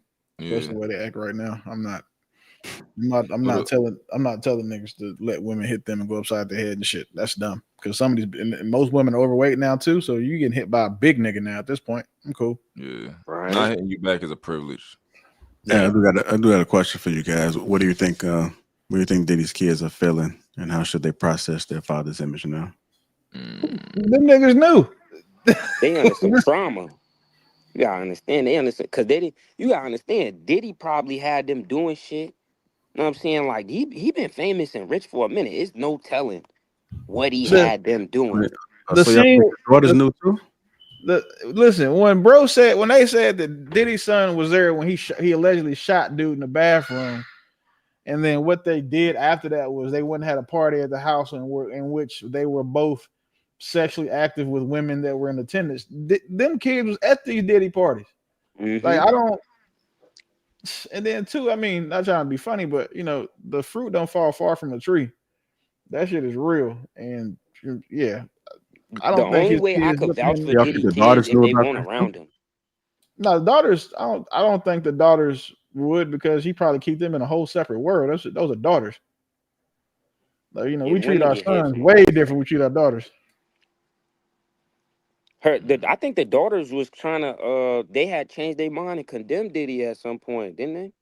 They made a public statement and they was like, "We Shit, I don't hope not. condone." I hope not, because you know he petty. He'll cut them motherfuckers off. Yeah, they should have just said no comment to everything. Yeah, That probably might have been a mistake. They probably didn't. shit. Cause I know I'm my pops. I'm just like, listen, that's my dad. So I mean, he a wild boy. That's all I can say. I'm not gonna say nothing else. Like, that's me, a wild boy. Like, let me say, y'all got the evidence in this video. It's like, now that's what I hope doesn't happen. What I hope doesn't happen is that these videos get leaked. Like one of these hacker groups go take these videos and then post them online. Because I'm not trying to be funny, but Dreams and Nightmares is probably one of my favorite strip club songs. And if it's a video of Diddy blowing Meek Mill's back out, I'm never gonna listen to that song again. Because now I know what the song is really about. Like I know what the song is about now, so I can't listen to that. And I don't listen to Bad Bunny music no way. So I mean, yeah, that's whatever. But that would be crazy. Yeah, my Meek Mill's respect survived. You know what I'm saying, the Drake beef. So again, I'm not Dreams and Nightmares. Like, you know, I almost feel like I'm from Philly when that shit come on. This video might be crazy though. This might be crazy though. But look at this. That I feel like that helps my theory with, like, Meek Mill was dealing with Nicki Minaj. He was in love with her, right? He was all over her. Then he finds out that Shorty cheating on him. Drake embarrassed him. And then next thing we find out is that Diddy's putting dick in his butt. Did he give up on women? Yeah, that's tough. No, I'm saying, like, did he give up on women after that? Like, that's why I think that's really what's happening, bro. I think niggas is getting there's traumatic things happening to them involving women, whether they're young or old, and then they're just giving up. They'll be like, you know what? Instead of actually combating the women and trying to argue with them, I'm just gonna be gay. I think that's what niggas is doing, I bro. don't know, man. That just I sounds think crazy that's to what niggas me. is doing, bro. I rather like I think niggas just put their hands on. They just start being mean and go on a red pill, but they still gonna pay some prostitutes and all that. I Hey, don't. you know what I just thought about? If you listen to like that song, like hold up, wait a minute, y'all thought I was finished. That sound like some shit Diddy was telling to me while he was doing them. Damn. Like if you listen to that whole first verse, like y'all saw that Aston Martin, y'all thought it was rented. Like you thought I bought you, you thought I rented you to the Aston Martin. No, I bought that for you now. Like he's saying all that to justify why he was hitting him.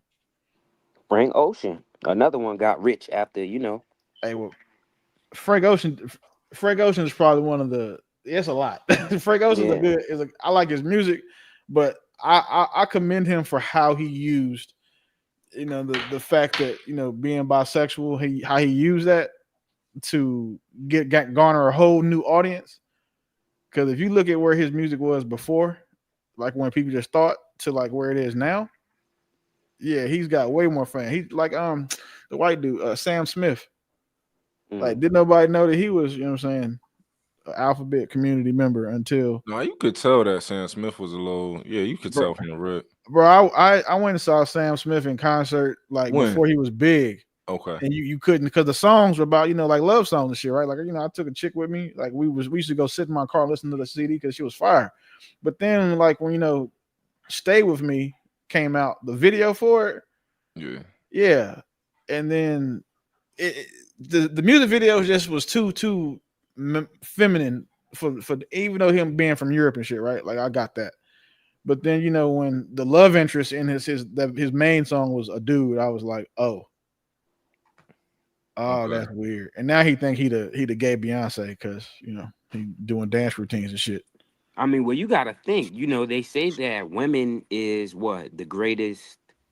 They have the greatest effect on the dollar, on the economy. Yeah. So now They let's take spend that. the money. Yup, let's take that and translate that to popularity. So if these women, we know that they're spending the most money, they're the ones putting into the economy the most. Can we also therefore claim that these gay rappers, these gay politicians, these gay people that get into position, are they putting them in position? Because they got the money and the infrastructure, they control the economy. They spending the dollars. Who's supporting these gay people? Is it men? Is it men? It can't be men. You talking about gay politicians and stuff? All of them. I think honestly, I think people don't understand like how easily things can change once you get some gay leadership inside of somewhere. Like if you own a phone store, right, and you happen to have a gay manager, the whole damn store is about to have like all going to be politically gay. Yeah. Like like that's just how things happen inside of businesses and stuff like that. If you got gay leadership, all that stuff going to trickle down. With the you about to start having flags in there and yeah. I think More women as opposed to men. Bro said that women don't control the economy. I just want to point out that women spend 80% of the whole 80% of the debt in the world because of consumer debt. So in a way they do. They're the only people who cancel people. Like they're the only Yep. people who Yeah. like, Men don't cancel anyone. Women We do. can't cancel shit. Yeah, because if we could cancel some shit, I think we'd have started with like fathers' rights issues or income tax. We'd have canceled a bunch of shit by now. Lil Nas X definitely would have been canceled. No, we can. It's just not in our nature to be loud about shit. Like that's my point is we can't because we don't spend the most money. So like if we only spend 20% of the money, why do they care about what we want to do? They care about the other 80% that they're gonna get these women for. Yeah, that but makes sense. As far as like the alphabet community in general, yeah, women are definitely number one supporters because it's not men out here supporting that shit. But I can't even see myself if I had $1 billion. Oh, let me just give $1 million, and I'm not gay, but I don't want anybody to look at me different. Like I couldn't even see myself as a rich man doing some shit like that. Like It doesn't make sense to me. Hey, JR, you gonna get back on at 5 when they do the verdict? I mean, for the bail hearing. Yeah, I just thought that. That's what I was just about ready to pull up right now. So we ain't not gonna hear anything else. Yeah, I think I might go ahead and just try to hop back on around that time. They said Diddy promises he won't call escorts. That's what, bro. These niggas is vicious. Yeah. Young Miami at the airport right now waiting. Yeah, Shorty if I was faithful. Diddy, That's crazy. if I was Diddy, I just turn Muslim real quick. Give me like 5 wives, call it a day. Hell no, bro. Don't do that. Do the same thing black women do.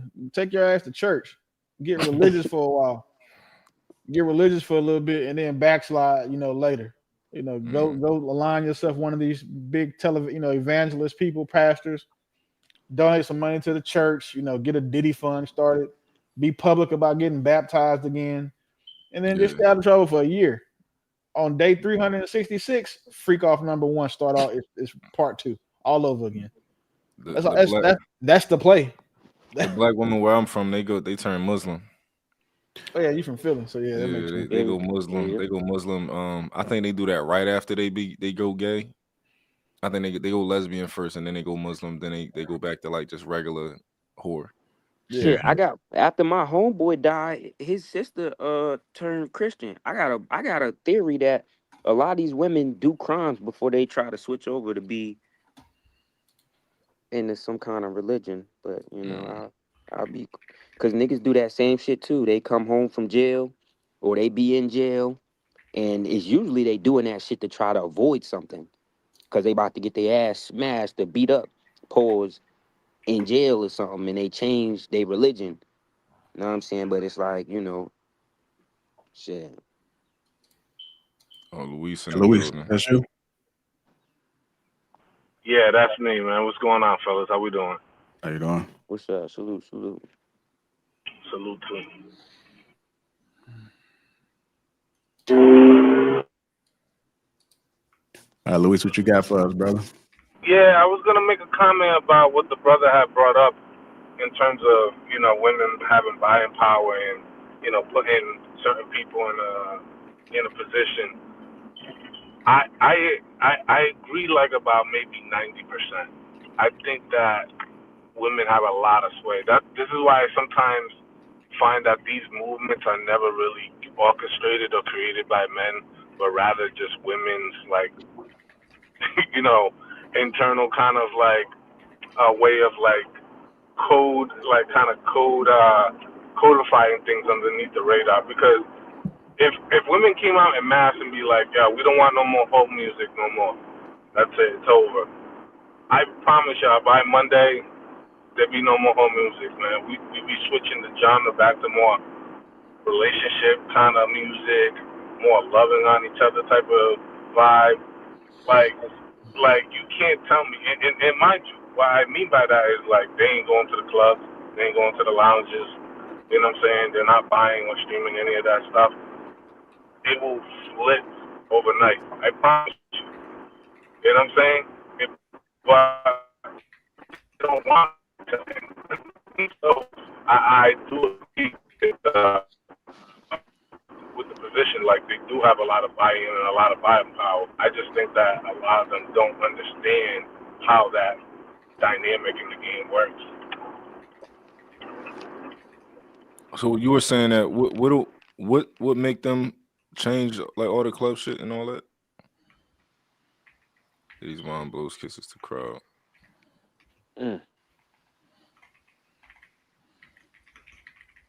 She guilty.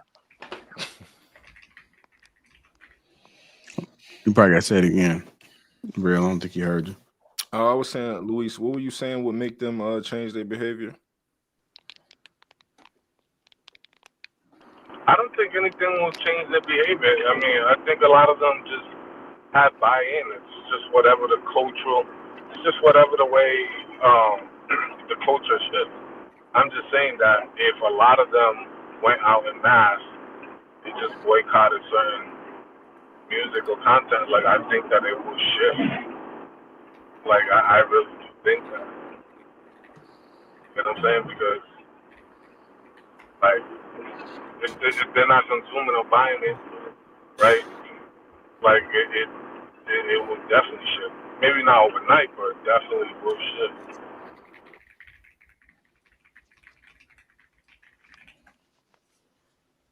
Okay, more so. Good. Yeah, right.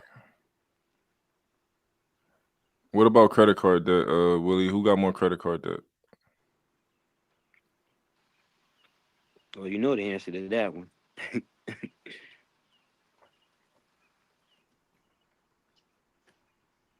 That's probably Diddy with all the damn baby oil. You on mute too, Willie? My bad. Yeah, women carry more. I mean, men carry more credit debt overall because we tend to get Credit higher card line debt or credit debt? credit cards because we tend to get higher limits than women do. The problem is that women carry higher balances than we do in relation to their credit limits. So, you know, the guy, you know, he'll carry, 30 to 40% of his debt over. Women tend to carry 60 to 70. So their cards are typically closer to being maxed out than ours are. But if you're talking about black men and women, then, that's a different conversation. Okay. So you're saying in general, women, individual women are utilizing more of their credit limit than men. Yeah, and carrying over the balance month to month. Oh yeah, that's worse then. So yeah. Versus and then you got to think the debts that women carry over outweighs the debts we carry because we make more money than them. And then two, they tend to carry over student debt and medical debt and then have low paying jobs. So what about retail debt? Is it any numbers on that? Retail, I think we got it. I think men have retail. Okay. Gotcha. Yeah, we spend more money on homes, cars, and especially when in cars, it's we got that by a landslide. Like we have cars but the thing is, not trying to be funny. How many women do you know driving the shit that we drive? Yeah.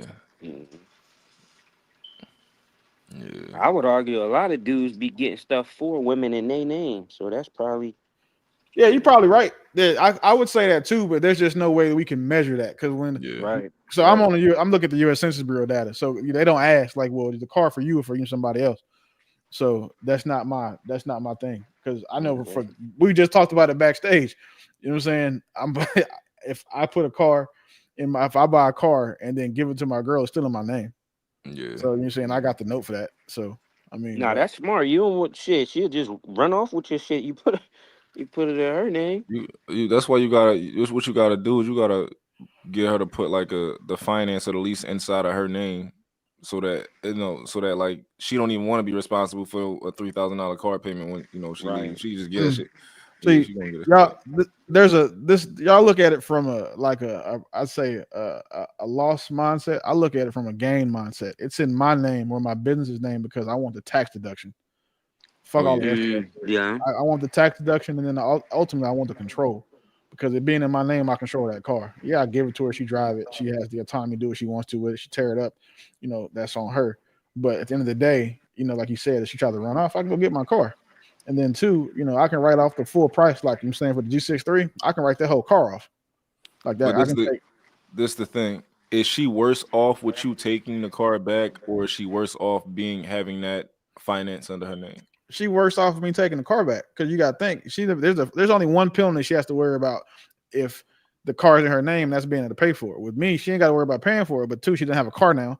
And then two, you know how a lot of people, I want to just say women, get attached to things, and when you take it from them, that emotional part actual, and then two, the societal and the social standing, because now she went from a G63 to going back to a Camry.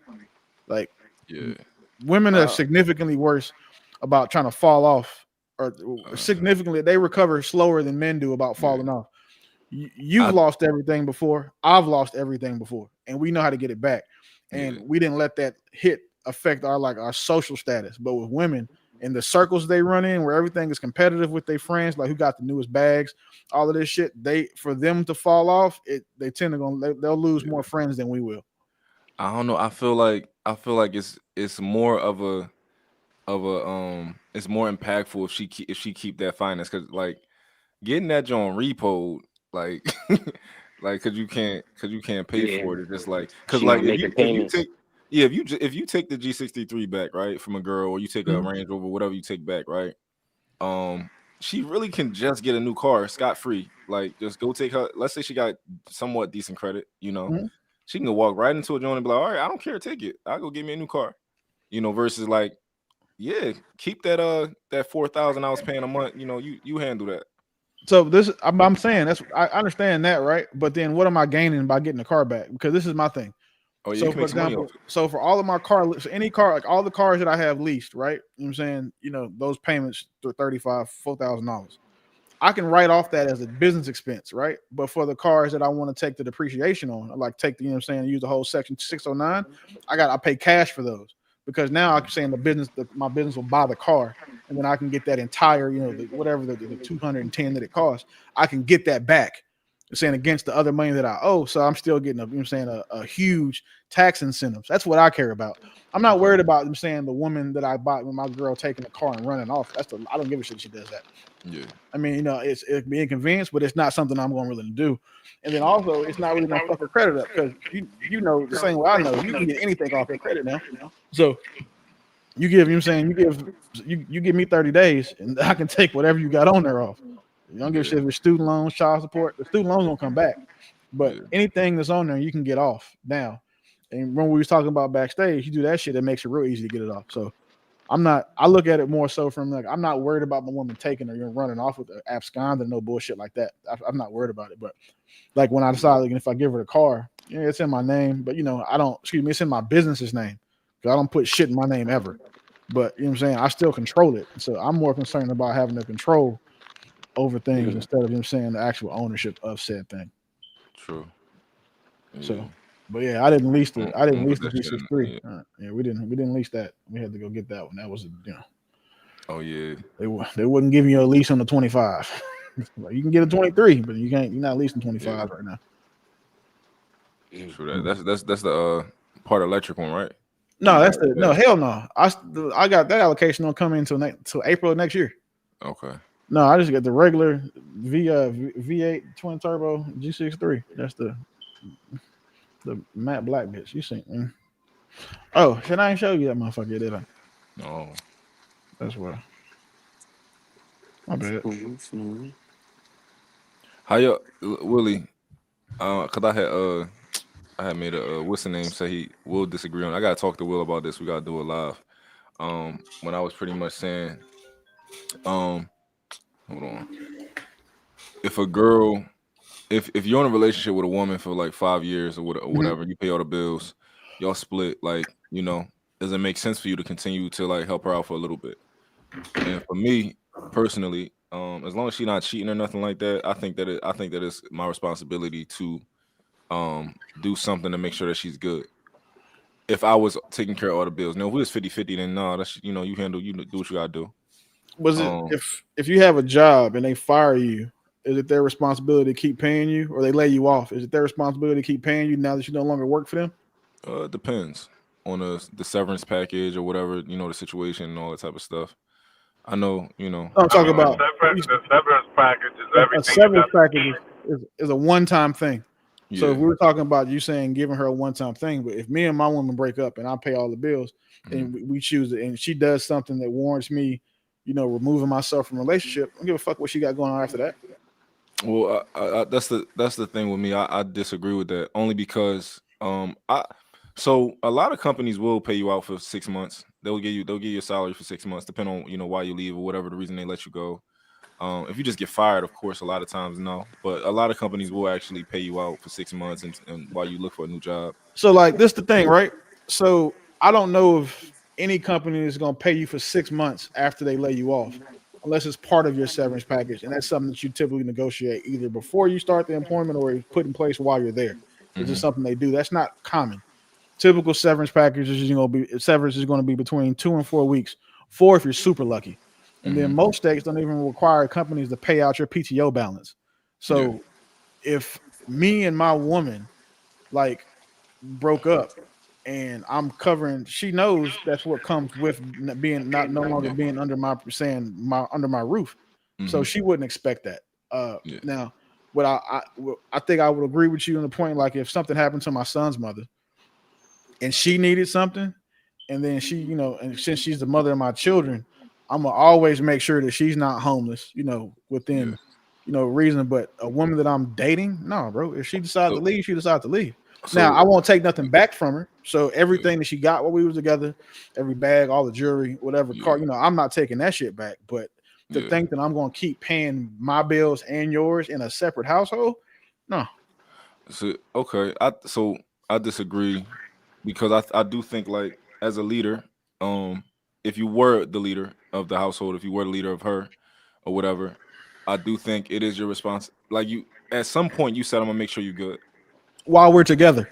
That's the quiet part. Yeah, while you're together, but it doesn't make and this is why when you married, right? Because for me, marriage, not married, it ain't no difference to me, right? I don't need, and I tell people this all the time, I don't need a piece of paper to hold me accountable, right?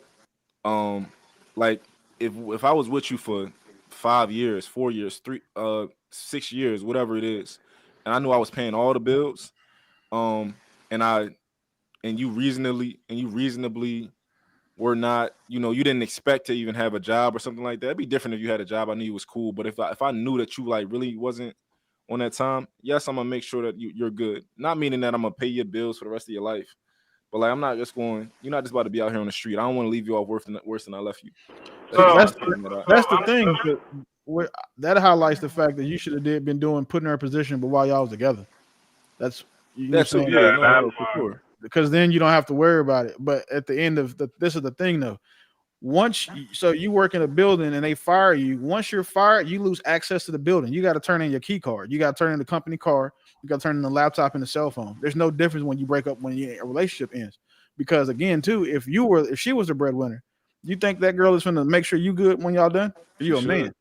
I mean, got character, but that's why women aren't leaders. No, we can't say should, because that's what you're saying. We can't make women aren't leaders about what other people should do in these, very situations or scenarios. My woman would never be bad because, just being around me puts you in a position where you can't ever need anything. I have a question for the panel. Because in that situation, you already put her in position, so you don't got to worry about. You already been responsible. But that's the thing, though, right? Me putting her in position, she still can't afford the lifestyle that I was giving her. Yeah, but she can afford, like, she that she's good, though. She's good, though. Yeah, but I'm not saying to continue the lifestyle that you was giving her. I'm not saying, like, oh, you got to drive Benzes and you got to drive this. I'm saying, like, just make sure she's good. I'll pay for a moving truck. You know what I'm saying? All of that. I'll give her a good reference for, an apartment or whatever, but I'm not about to just be on the hook for your electricity, light, gas bill, groceries, no shit like that. Like, if we had a trip plan that was in the future that, we're not together now, she can go on that and she can take one of her friends, but I'm not just finna keep you on my payroll. Real dope. How do you feel about the situation going on with, because you said, you would choose to, take care of your wife or your baby mother after a certain amount of years? No, not baby mom and wife. They're gonna force you to take care of your wife regardless. But, like, as far as your girlfriend, like, not your girlfriend, specifically a woman who you were taking care of. That's what I mean.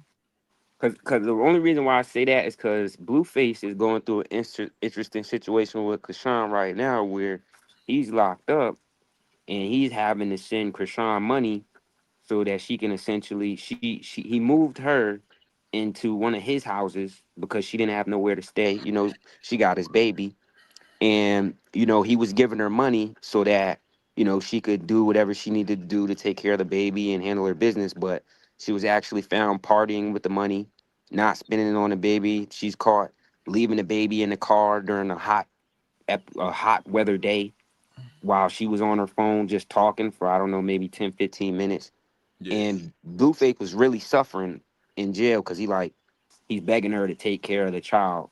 What would you prescribe? Like, how would you handle a situation where his baby mother, he's giving her the money, he has money, and I think she gets money as well, or whatever is going on with her situation, but she's not doing right with it.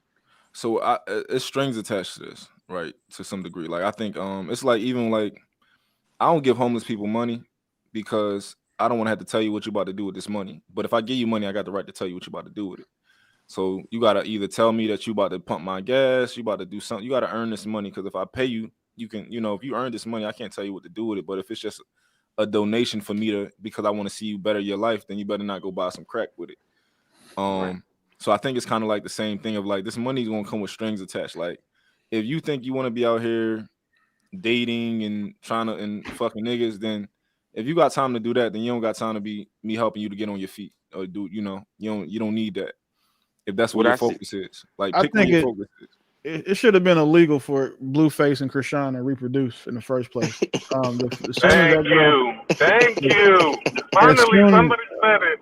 as soon as that girl was determined to be pregnant, it should have been a criminal investigation to the depths at which they did to Diddy, because the idea of that girl reproducing, that is probably the most unfair thing that I've ever seen a child be placed into. Like, how are It's the you being most placed? irresponsible thing that we could allow to happen, man. Like, Blueface look at and all the women that Krishan, support her too. Blueface and Krishan are the reasons why I feel like you should have to require some sort of licensing before you can have sex and become a parent. Like, yo, facts. there's no way. Like, it's just, I don't feel bad for either one of them. He knew who he was fucking, and I don't feel bad for somebody who should have known better. And I mean, he get what he gets. If he wanted to take care of that kid, he'd have kept his ass out of jail. So I don't have no sympathy for any of that shit. I just don't align with people who think that anything those women are doing is okay. Yeah, I'm not you get what you get in life, and he chose to stick his dick in a girl who was like, yeah, she can't hold the baby. She got the baby head dangling like it's a fucking purse.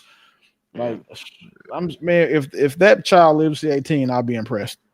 Yeah, I'm not giving Krishan no money. Like Krishan is just like that's a different story. I'm talking about competent women in this scenario, and I'm not talking about, her cheating on you or nothing like that. I'm talking about like a mutual type of, not if she just leave you because she want to leave you on, like, no, you don't, that's different.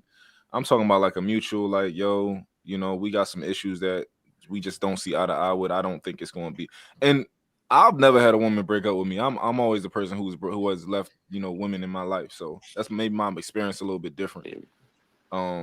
But like I just think about like mutual type of things where it's like, yo, long term, this just doesn't make sense. We don't see life the same. We don't want to live the same. We don't see the future the same type of situation. I'm gonna make sure that you good. Like, all right, I know that you can't afford your own, spot. So what I'm gonna do is all right, what's reasonable for me to contribute towards that for a few months or however many months makes sense.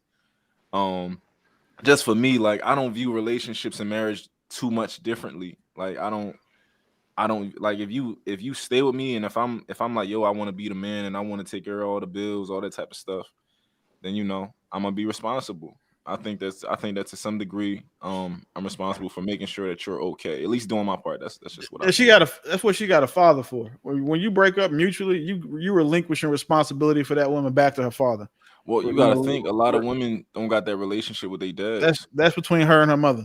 But as far as when it comes to me, once our relationship is over, so is my responsibility and obligation to you. I have no obligation to you. The only thing that I guarantee you will never happen is that I'll never badmouth you. I'll never air our business out, and I'll never do any of that other, womanly, feminine, we just broke up shit. But I'm definitely not sitting here and about to pay your bills, regardless of how much money I got. Like, because I was paying bills when I was in the military, like regular, like making military money, paying all the bills. Now, even still, I'm not doing that. Yeah, because the only reason I bring that up is because, like, a lot of men are having a problem with, being attacked through their children. So because, the man doesn't want to pursue a relationship any further or be with that woman, they start taking it out on the kid, not providing for the kid or, treating the kid some kind of way. And this all ties into the crime rate, because I'd argue that a lot of men would lose their shit, to find out that, their woman is doing something to their child because they don't want to be with him. Now we got to talk about morality and like how to deal with these issues, because a lot of men don't got nowhere to turn to when their baby mama is doing stuff to their kid. Example, Cardi B, she goes and it's harmless, right? She goes and gets the baby's hair just like her boyfriend. It's harmless, but it's like, to the man that's been with her and had a child with her, you know, that may push him to the limit of crashing out or doing something outside of his character. And this is the way that a lot of men are provoked nowadays, even if you're responsible, even if you do what you're supposed to do. You know what I'm saying? So Yeah, but OTC, man, that's the problem. Like Cardi B's, baby daddy, like he brought that up on himself. I Like, agree. let's be honest, man. These people make choices every. Like, what about Cardi B ever made somebody think she was gonna be a good wife or mother? Like, what about it? Like, what do we? Right. Nothing. Like, I mean, you know, even from her loving hip hop, like she was what? So Drugging men, this is the stealing thing, from men. right? It's like I feel this is equal to a man dating a prostitute and then being mad that she sells pussy. Like you knew what it was. Like nothing about any of these women we talked about so far, nothing about the way they present themselves to the world, they brand, they persona makes you think they're gonna be a good mom. Like nothing. So Right. I'm not surprised that Krishan is, you know, saying fucking off the money for the kid. That's what a lot of women do with child support. They spend it on themselves more so than the kid. You know, not saying all before y'all start fucking crying, but again, that's what happens. None of these shit, like none of this stuff is new or it's like hard to understand. Cardi B is trash. And you had babies by her, so you get to have a baby with a motherfucker that's trash now. You got to deal with that. Yeah. I don't feel bad for them. I feel bad for the kids. I can Yeah. see, I can find empathy and sympathy for them. But for either one of the adults involved, no, man, fuck them. They got what they deserve. And that Yeah. relates to Hallie, because now we got to look at Hallie's not even in this spectrum. If you observe her, she looks nothing like a Cardi B or a Megan Thee Stallion or any of that. But look at the situation DDG was going through. She Them over text here sending them, messages, yeah, them text messages and shit made her you look just know. like Cardi B in real You life. got listen, like girls That is was tough. women is crash outs. I think every woman got crash out inside of them, like somewhere where it's just like disregard everything. Like I'm burning the house down. I think that's inside of all women. But I think in regards to like a lot of these guys aren't taught well how to go about your kids in custody and child support like before they had these kids. Like you got to be proactive. Like you got to be proactive. I if you are proactive early on, like I think for the most part you'll be good. And if you handle the woman the right way, like it's certain ways that, of course, some women just like they all crash out, but a lot of women, if you handle them the right way and you doing what you're supposed to do, I think that they'll get over you they'll get over you at some point. You know, I know I done did it 3 times, and everybody cool. So I don't know. I think you a chill dude, and you know how to keep your demeanor, and you got resources, so that puts you like. I don't know if you know DJ Hamp I feel like that you and Lapeef, y'all have this cool, calm demeanor, and that kind of may resort to women treating you different.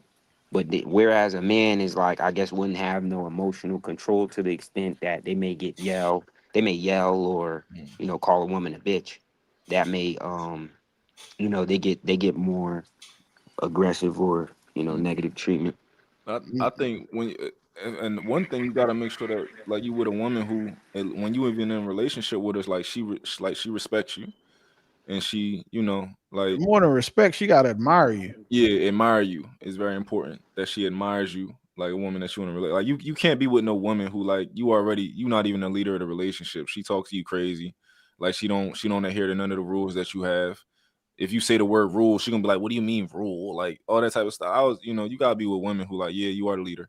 Like No, I agree with you. I just find it, it's just I think it's a conundrum because it's like you got the Will Smiths, you got DDG, you got Johnny Depp.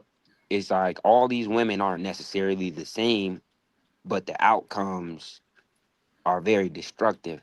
And I don't think it has to do with per se the man being the leader, because all of those men named got resources. They have the capacity, they have companies, they have the yeah. capacity to lead, but It's not about the resources. Like And it's I also feel about like you got to think ahead. Like, what type of leverage are you allowing a woman to have?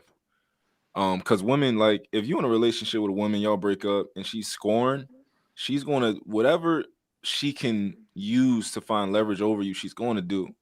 And typically that ends up being the child, especially in the black community. And she's going, and they crazy enough to use the child as leverage over you because you didn't, and I know typically with other communities that get married more, they just use the law as leverage over you.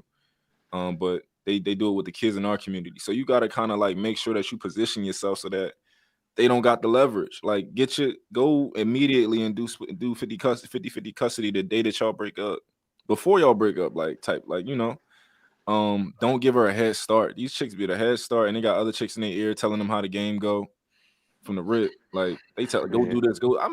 My baby mom early on, like I could tell people was in her ear, go do this, go do that. I'm like, oh word. I know you can't afford the the little lawyer that I can test they afford. get from their friends. Yeah. Bro, I caught my ex-wife getting coached on what to do before because she knew I think she found like a receipt or something from our file. Because I had surveillance cameras in the house and record everything. So I heard the whole conversation. And she definitely did it. She tried every tactic the girl gave her. And again, if I didn't have that surveillance and shit in the house, all the stuff she was saying, I would have been cooked. You know what I'm saying? But most men are not in a position where they can do that. Or Can I even ask afford y'all the this? adequate. Like, What's up? do you think that technology is really what's causing this, or do you think that without technology, we wouldn't even have proof of what's No, going on behind I the don't scenes? think technology is causing women to do this trifle shit they do to dudes and when the relationship over with. I think technology is what's saving men. I mean, it saved me. I've got a nonprofit called Fathers First that I work with, and a lot of those men have said like the nanny cams that we tell them to go get, the dash cams in the car, all of those things have, said being huge value to them when it comes to these like court proceedings. Because one of the things it's not good enough for a guy. A man is going to be guilty before proven innocent. If a woman accuses him of something, odds are, especially in family court, they're going to look at it as he's guilty. But when you have irrefutable, ocular proof, in video format that you can refute these charges and stuff, it helps. Because, like, one thing that I don't think that I hate that what happens is how easy it is for women to like accuse a man of domestic violence, go down to a police station and get a restraining order that will then remove him from his home, and it'd be a surprise to him, like as a tactic. Yeah. That happened to me, and I had to actually go fight that. And just again, if I didn't have the surveillance system, if it wasn't backed up to a cloud, if I wasn't able to, show that it didn't happen, then I would have been found guilty of domestic violence instead of now, being found not guilty, having a public record of that. But the fact that there was still a temporary restraining order given can still be damaging to, the people in the wrong people with the wrong information. So, and this is a common thing that happens between men because women are out here doing it. Same And they shit know happened that, to me. because that's what they want to do. They do that because it helps them establish like custody before there's custody, because now you're out the house, so she can go file for divorce and then, list herself as primary or whatever. And just in my case, I'd already filed and did what I had to do, and she just wasn't served. But that was a whole. It can get real bad, and I've seen it be real bad. I've seen men lose their livelihoods, their security clearances, their lives, everything. But so for the the livelihoods because of just a woman, a scorned woman. So like I don't. they vicious. It's I had, bad. That's I what had- made me start. What happened to me is what made me start the nonprofit, because I know that one, it's just not a lot of men who are going to be in a position to defend themselves from women that no longer love them. Right. It takes money. Yeah, it takes a lot of money, yeah. and more importantly, it takes time, because one of the things we're doing is like we don't just help with your legal fees, but the temporary lodging you need, because you get put out your house. Most dudes don't even have nowhere to go. Yep, They family, exactly. like it happened to me while I was up here. So I don't have family in Maryland, but I was able to, float, right? But most men, they in their cars. I'm saying, with all their stuff, and they give you an hour to go get your shit. They give you an hour to go pack a suitcase, and typically you don't even get a hearing for any that you could potentially seek relief from for 30 days. So that's 30 days of a hotel, 30 days of being out your house, 30 days not being able to work for most people. So it's just a lot, man. So I don't have a upstairs. an issue now with making sure like telling people that story. But for a while, I would never tell anybody what happened. Yeah. People just figure like, damn, you got divorced quick. It was quick because Mhm. I didn't want to put it out there, but the shit that happens Yeah. to men in these spaces, bro, it's crazy. I Yeah. would, I wouldn't wish that on my worst enemy. I think I might. No, I don't think I would. I wouldn't wish that on my worst enemy, bro, because Yeah. it's not fair. Yeah. With me, it was and this is another thing of it just tells you about the potential and nature of women. Like it didn't even happen with a romantic, and it happened with a family member. Like I was young. I probably was like 20 years old. And she had filed a fake restraining order. She had, they do the thing where it's like the emergency restraining order. Yeah, that's what it was. And as soon as like the situation happened where like she had tried to fight me, and I had I never swung on her at all. She swinging on me, I never swung on her. And she like, I'm gonna tell the cops you hit me. And I'm like, I don't care what you tell them. Like I didn't hit you, so whatever. But I'm talking to my homies. They like, yo, leave because which never do this.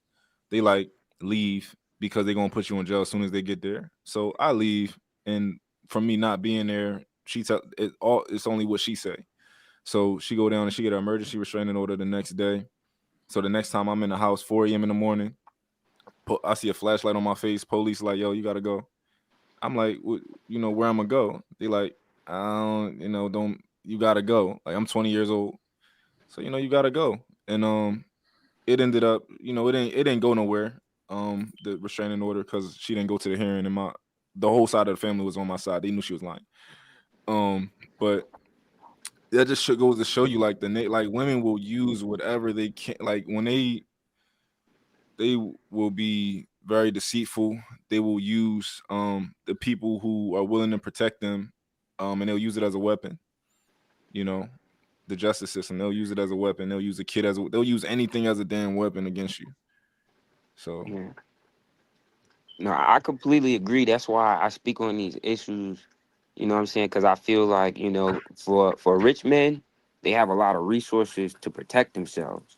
But it's like a lot of men that don't have money, they be caping for women, thinking like, okay, you can agree with her, bro.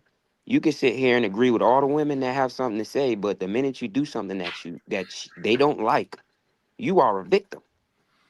They will turn on you just as fast as they supported you, and we see that every day. So that's why I kind of fight for, I love women.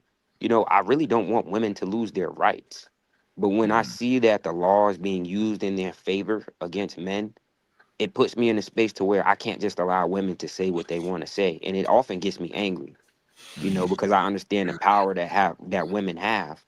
And it's, sometimes that's translated as, oh, he hates women, even though I love women. I fucked a lot of women, but I've also noticed their nature. I've had women, I'm working at a job, and that was my boss. And because I didn't answer today text, I come into work and she's calling me a bitch. Now, a man would never be able to go do that. You can't. A man would never be able to get away with that in the workplace, but she was able to. She was able to keep her job. You know what I'm saying? So it's like, I see what's going on. I just speak on it.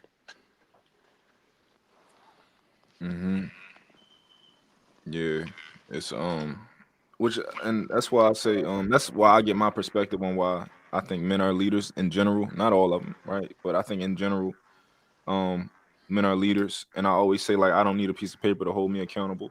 Do I believe that my woman needs a piece of paper to hold her accountable? Yes, because at some point she might make an emotional decision. Who knows? Like the day that that we actually are getting a divorce or something like that. um and she just turns into a different person. I know the nature of women. I'm not what is it called? Yeah. I'm not naive. So but she understands that too. Like she understands like, yo, I trust you. You make logical decisions. You've never shown me that you've ever made an emotional decision, and I never will make an emotional decision. It's not my character. But she knows she will make an emotional decision. So Yeah. yeah. I don't make. I tell my son, like I'm not harsh. Like I'm very like I'm so balanced with my kids. It's like I'm kissing them 1 second, hugging up on them, and the next second I'm very like harsh with certain things. But like when it comes to like making logical decisions and not making emotional decisions, my kid's gonna hear it from me all day. Like we don't make emotional decisions. We make logical decisions. I work through the critical thinking process with them, and they're young. But yeah, like I'm very strict when it comes to like making good decisions. They know that every decision they make will shape their future. Every single decision they make will shape their future. Yes, sir. Salute. All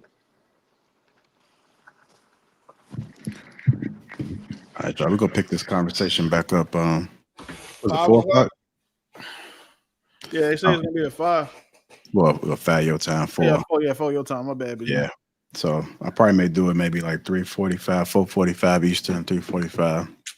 Man, if I had known this shit was gonna go down today, man, I'd have tried to go up there last night so I could go to the courthouse. Yeah. That's funny. Yeah, but I got a friend that's out there right now, and they out there, talking to the people. Yeah, while you bullshitting, I think I might catch a train up there tonight so I can go eat. Get some content, some numbers, views.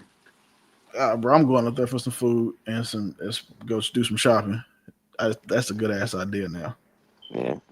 Damn. All right. Well, if my location changes, JR, I'll tell you. Okay. Well, I'll bring my laptop though, so we'll be fine.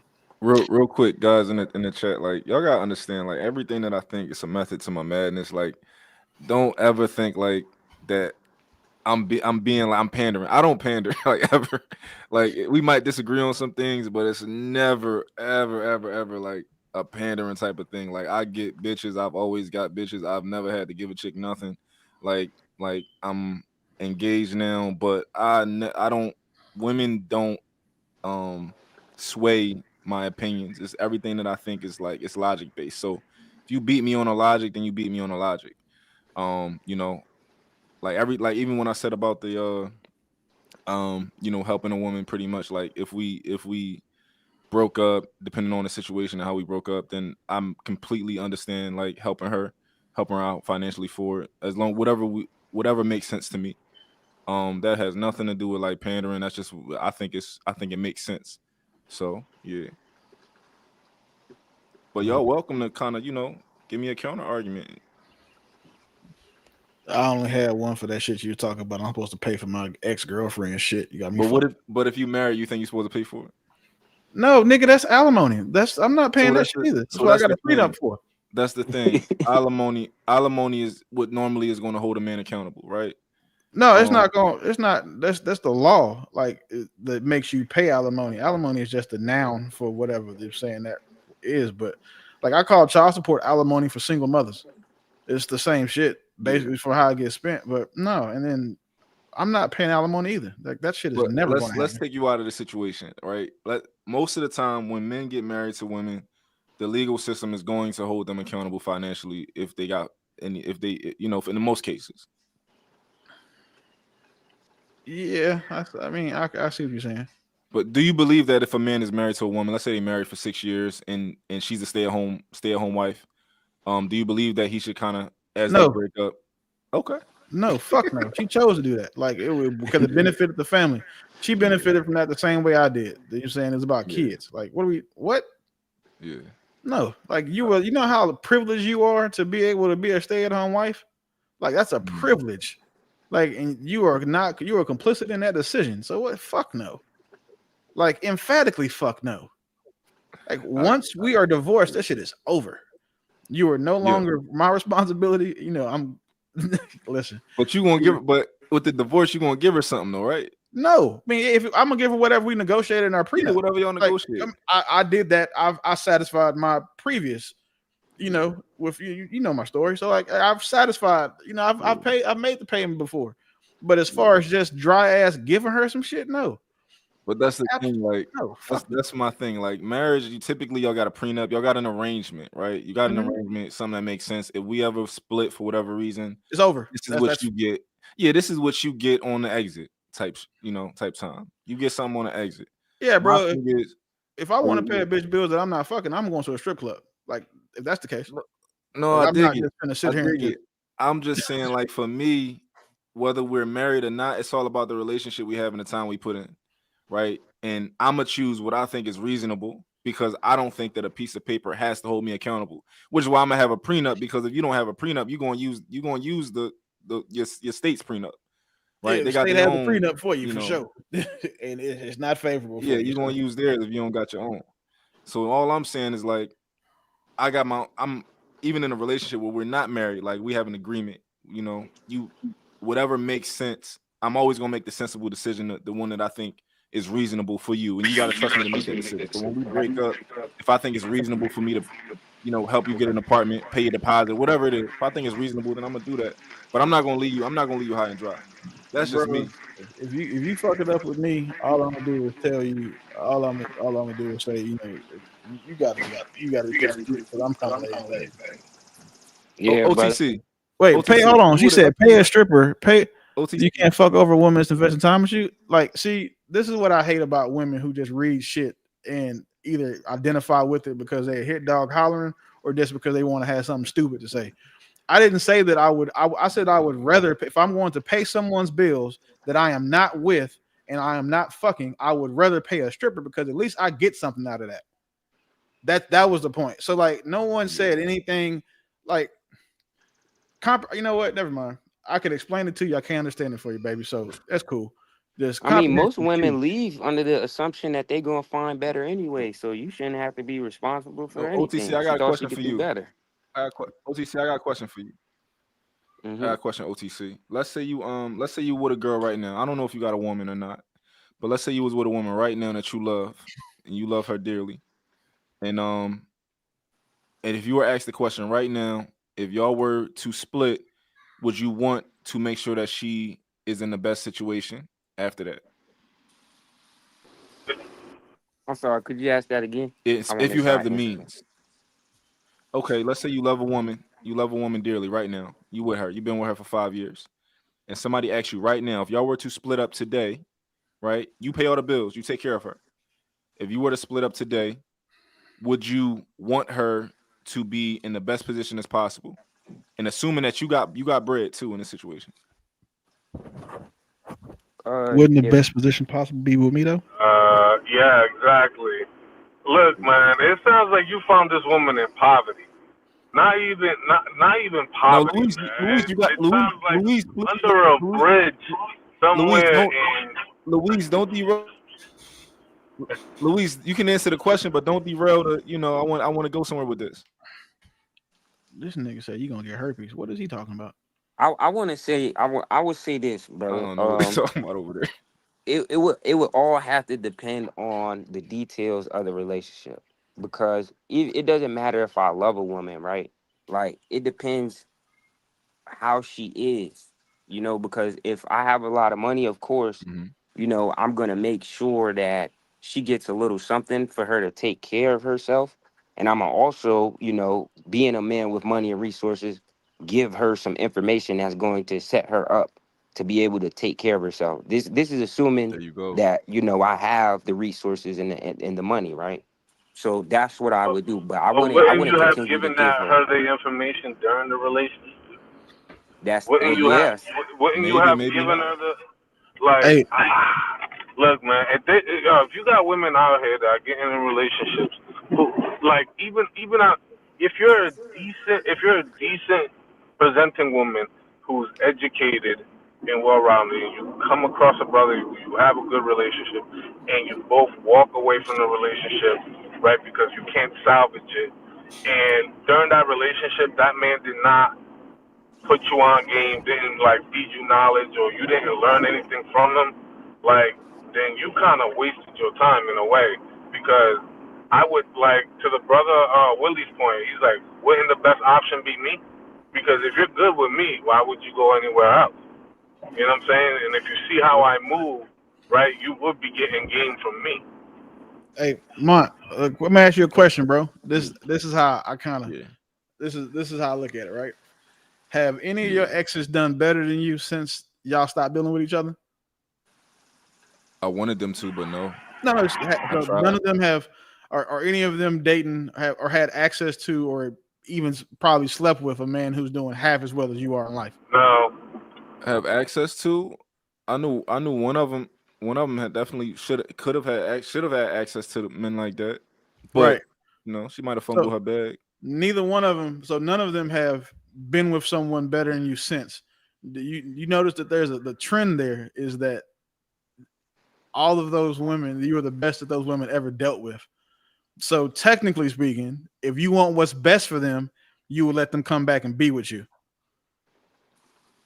Is that what you want to do? I see what you're saying. No, is it okay if I process that for a second? Now take your time. I'm just saying. You said you can't. You want what's best for them. Yeah. But Willie, sometimes. But Willie, hold on.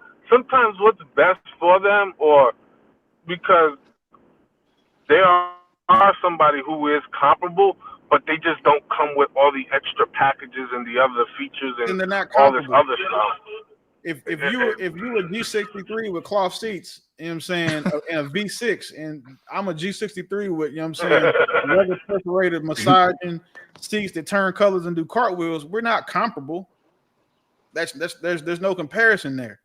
And these women aren't getting with the niggas that are like him after him, like they're not comparable. You know what I'm saying? They have some things in common, like they both men, they both provide, they both got a dick and shit. Like that's cool, but they're not comparable because that extra shit matters. Because if you try to take away the value of these extra things, then that's a participation trophy for men who are underachievers. And the women that he's been with since him have gotten with men who, compared to him, are underachievers. So if he's saying that you can't say you want what's best from somebody when you're their best option. So like when I say, hey, I want the second best for you in life because you had the first best, that now the best you can hope for is second best. That's like the only way you can really say that and be honest, because I'm not fixing to sit here and look like, hey, this next nigga. Well, Willie, I don't think that I'm the best for them, and I'll tell you why. Right? When I was in those relationships, I wasn't the man I am now. So like, I was out here, I was doing my thing. So like, just being in that relationship with me was not the best for them. Like I did a lot of growing after being with them. Like, so me in their relationship wasn't like the relationship that I have with my woman now. But that's why I asked you, would you want them to come back? Like now, if they would like give them a spot, since you know what's best, like you're what's best for them. I don't think they're into that. And you're the best that they've. That's not what I'm asking you. I'm just saying that if you say you want what's best for them, wouldn't what's best for them to be under your protection, your provision? Yeah. So either make them a spot or realize that you don't want what's best for them. You want what's second best for them. Listen. This is the thing, right? This is what I believe in. I believe if any of those women like were operated in a way of like, let's say we split up, right? And even though I was doing what I was doing, there was like the epitome of a good woman, and they're like, you know what? Even though he did this, I still want my family, and I'm not going to touch no other nigga. I'm just going to do my thing, and I'm going to go to work, and I'm going to take care of my kid. I probably wouldn't be with my woman today, because if they stayed like that, once another nigga touch you, I'm out. Like, it ain't like, even after we break 100%, up, 100%. It's no chance. Like, once 100%. another penis enters you, you're not mine. You ain't even got to fuck him. You got to think about it. I'm cool. Yeah, like so. But if that was the case where they was like, yo, that's you the man I gave my body to, and I'm not going to do no, I'm gonna just chill and I'm gonna take care of my kid, I probably wouldn't be with her right now, because I would be taking care of them. I'll be taking care of still be taking care of them. Yeah. I'll make sure mine electricity ain't turned off, you know what I'm saying, or some shit like that. But outside of that, it's gonna be you gonna have to go apply for some assistance somewhere else. Like, yeah, I'll pay us. I'm not, no disrespect to the women I've dated, but I give one of you motherfuckers in the chat money for rent before I go give it to them. Like, I don't. It's yeah. You can't go back to old job asking for an extra paycheck just because you need some more money. Did OTC answer the question? No. Did you answer the question, bro? He did. I think he was like, yeah, I think he would do something. I said that I'll probably, if I'm rich, because I do have compassion, I'll probably just give her a amount of money. You know what I'm saying? And you gonna do something, right? Yeah. You'll stand up. I wouldn't continue to continuously make payments for her Yeah. though. No, you're gonna do something that makes sense, and also it's out of the kindness of your heart that because you want to be, you want to see her in a good position. You know what I'm saying? So Hey, you Type going shit. and it's not like I'm Y'all not setting saying, up a situation. Y'all setting up a situation to create a revolving door, man. She hey, gonna blow explain through that for that me, money, Luis. because you're gonna give her money, but you're not going to give her the knowledge, or if Luis, you you're didn't going the really wrong set, direction. like, bro, You're she's going the gonna wrong come back direction. But after she Luis, get through that money and she spend it with that other nigga, man. She's gonna come back and ask you for more. all right, this is And why that's Luis, it. That's a wrap. Luis, There's this no is more. no, this is Luis, why you can't ask me for money. That's not how that works, right? I'm giving you what I think is reasonable based off of what makes sense to me and what's sensible, right? As the leader, You you act like trust me. some of these women have audacity. Hold on, They're going to do it. I'm Luis. I'm not talking about. I don't know about the other women that niggas deal with. I'm talking about the women that I would deal with, right? So in this situation, you're saying like you're pretty much saying that, oh, you should have taught her things. Like all the women I've been with, they still got the same career that I taught them how to do, and then I was teaching them how to do. Every woman I've been with, I was trying to put them on game, teach them how to do certain things. Even after we broke up, I'm like, all right, I think you should do this. I think you should fix your credit. All right, how much do it cost for credit repair? Let's get you this. Let's do that. That's how I was. But also, every time we split up, it wasn't that relationship was bad because I was doing what I was doing. You know what I'm saying? I wasn't ready to commit to them. So I guess that's another reason that I think that I'm not. It's not like a guilt thing, but I think that if I'm the leader and I blew this whole thing up, cool. I'm gonna make sure you're good. But I agree with you. You should be teaching her things and you should be putting her on game. Absolutely. But at the same time, it takes more than just having game. It takes money too. And maybe y'all didn't. Maybe she didn't have enough time for all of that game to really for the fruits of that to kind of like to that be there means She yet. didn't have time. What was she doing if you were paying the No, bills? Luis, you don't like maybe y'all started her a clothing brand and she didn't have time for it to really bubble yet. These businesses take time to really, to get rolling. You got to go through your bumps and bruises. You got to take your L's, all that type of stuff. and then that If means she she need to cheated, she take them getting L's in out. that relationship and stick with the nigga that's giving her that game. Like this Exactly. one thing I was taught as a child, you don't look a gift horse in the mouth. And if a man is putting a woman in a position, it will behoove her to shut the fuck up and listen. Because I agree. again, if you weren't him, she wouldn't want to be with you. Like if you didn't embody everything you're trying to teach her, that she wouldn't be with you if you hadn't done it at a higher level. For me, again, this is why I always fall off financially before I break up with somebody. So that way they understand, like, yeah, I'm struggling too right now. I mean, obviously it's strategic there, but I make sure that I keep my potential earnings to a minimum, because I pay myself $60,000 a year. Yo, Willie, you know why? You know, this is the crazy part. Like, Willie is such a fucking philanthropist, yo. This nigga got so fucking kind, except when when it comes to like the girls, a woman he breaking up with. Yo, Willie will give like Willie will see a fucking homeless man in a wheelchair and be like, listen, I'm gonna go buy you a motorized scooter real quick. Like he's that type of guy.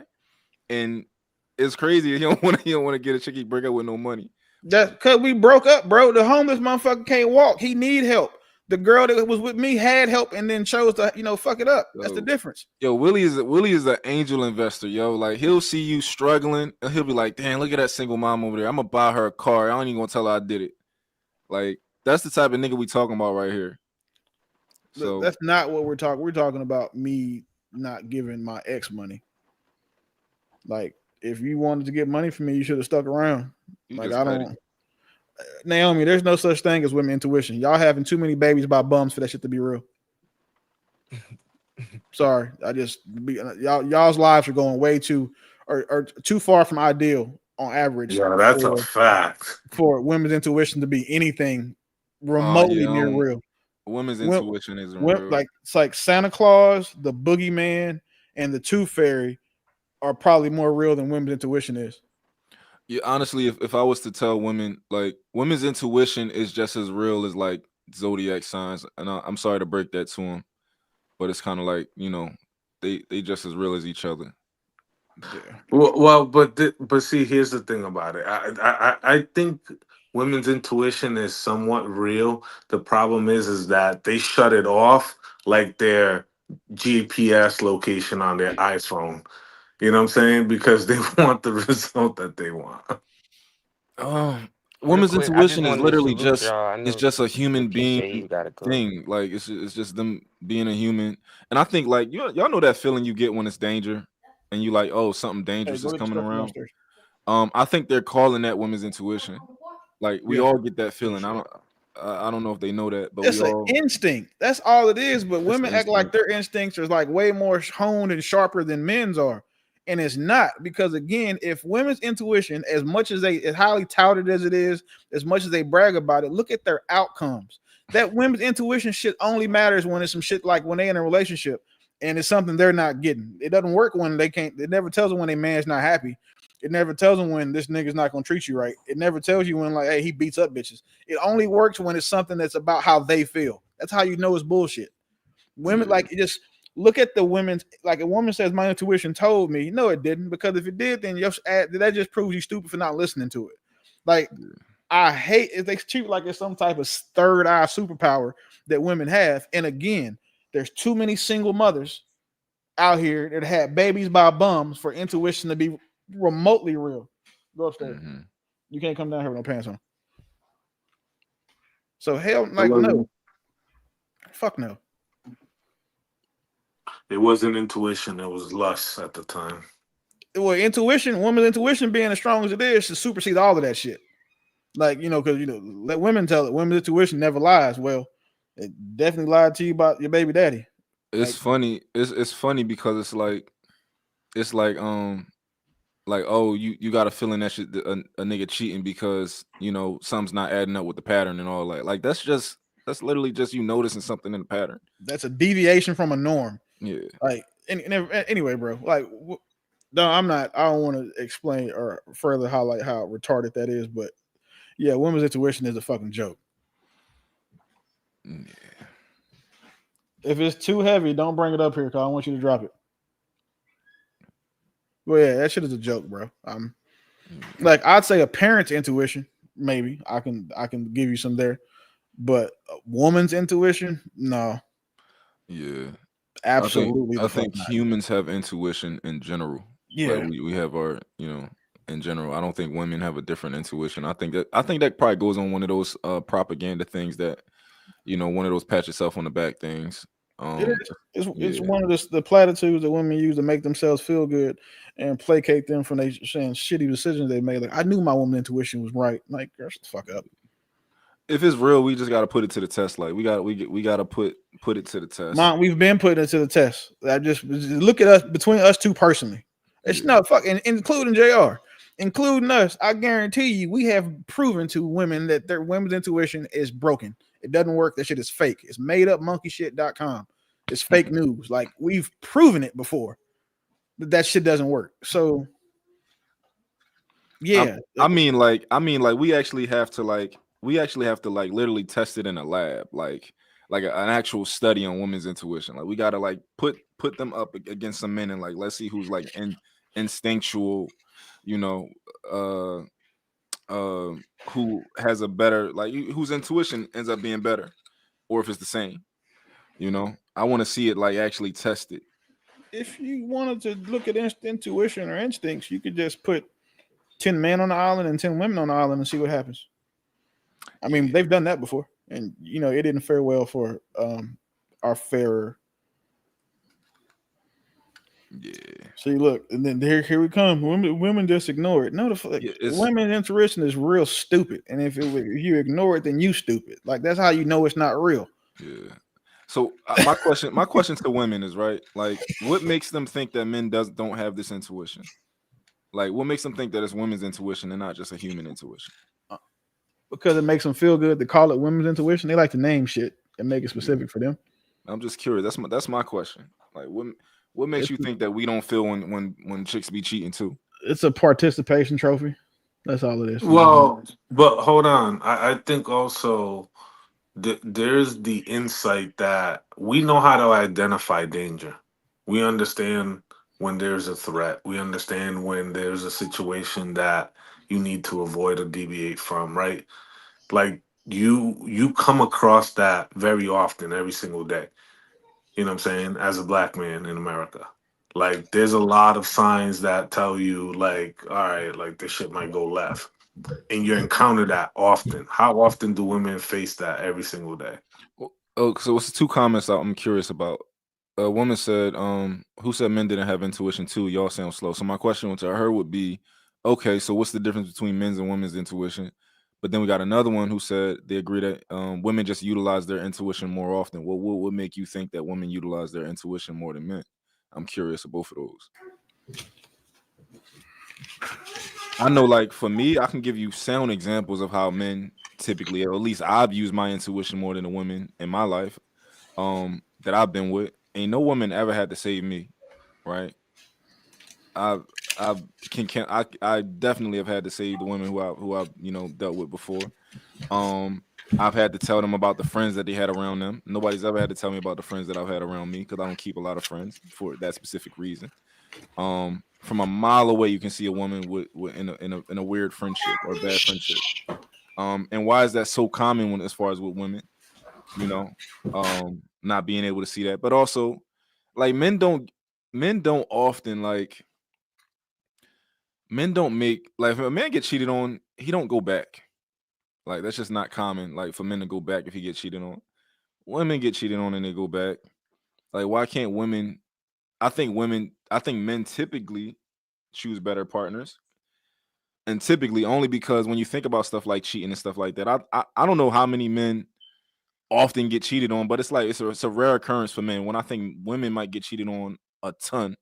Like a girl can probably tell you like, oh, I've been cheated on 4 or 5 times by 4 different men, and a man might be like, I got cheated on by one girl, like, and you learned your lesson, and you moved on. A man staying with a woman that cheats on him is the dumbest shit that he could do. It's crazy to even contemplate. Yeah, that means that he feels that men and women are equal sexually and we're not. And that's a whole nother conversation. Yeah, that's just against like every man law that's unwritten ever. You don't go back to a cheating woman. I think if a man does, he's probably not going to tell his homies. You think you about to be able to hold my hand with the same hand you used to put that nigga thing back in when it slipped out? I'm cool, bro. It's over. There's nothing that we can do about. Yeah. Once another DNA has entered your body, you are, you now belong to somebody else. But not me. Is what it is. I was asking the ladies there, open up the phone line if they would call in, if they wanted to voice it. Let me know. That is an idealistic view and not subjectively accurate. Many men stay. Many men stay. I don't know those men, but I'm curious about those men who stay. And I think those men are typically, we could probably all agree that they like betas. Yeah. We probably all can agree on that. Yeah. I don't. Those aren't men. So this is the thing, right? What the men that women don't care about do shouldn't matter.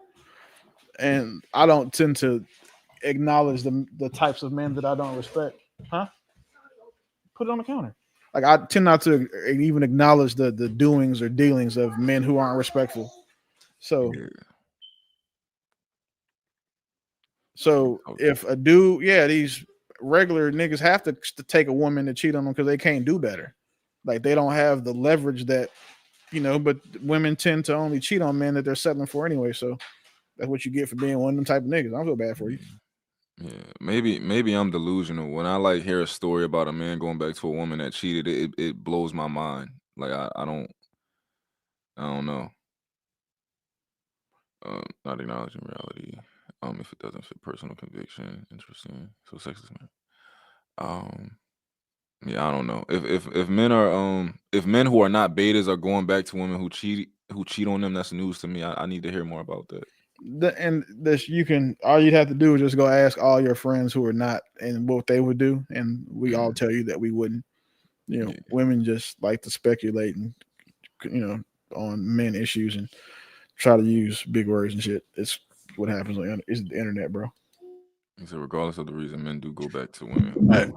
Hey, I just put the line in the chat, the number in the chat. I don't know who was y'all talking to that was saying stuff where they can call in on their phone. Hey man, what the fuck you think this is? A Teams call? You got a phone number where you can call in now?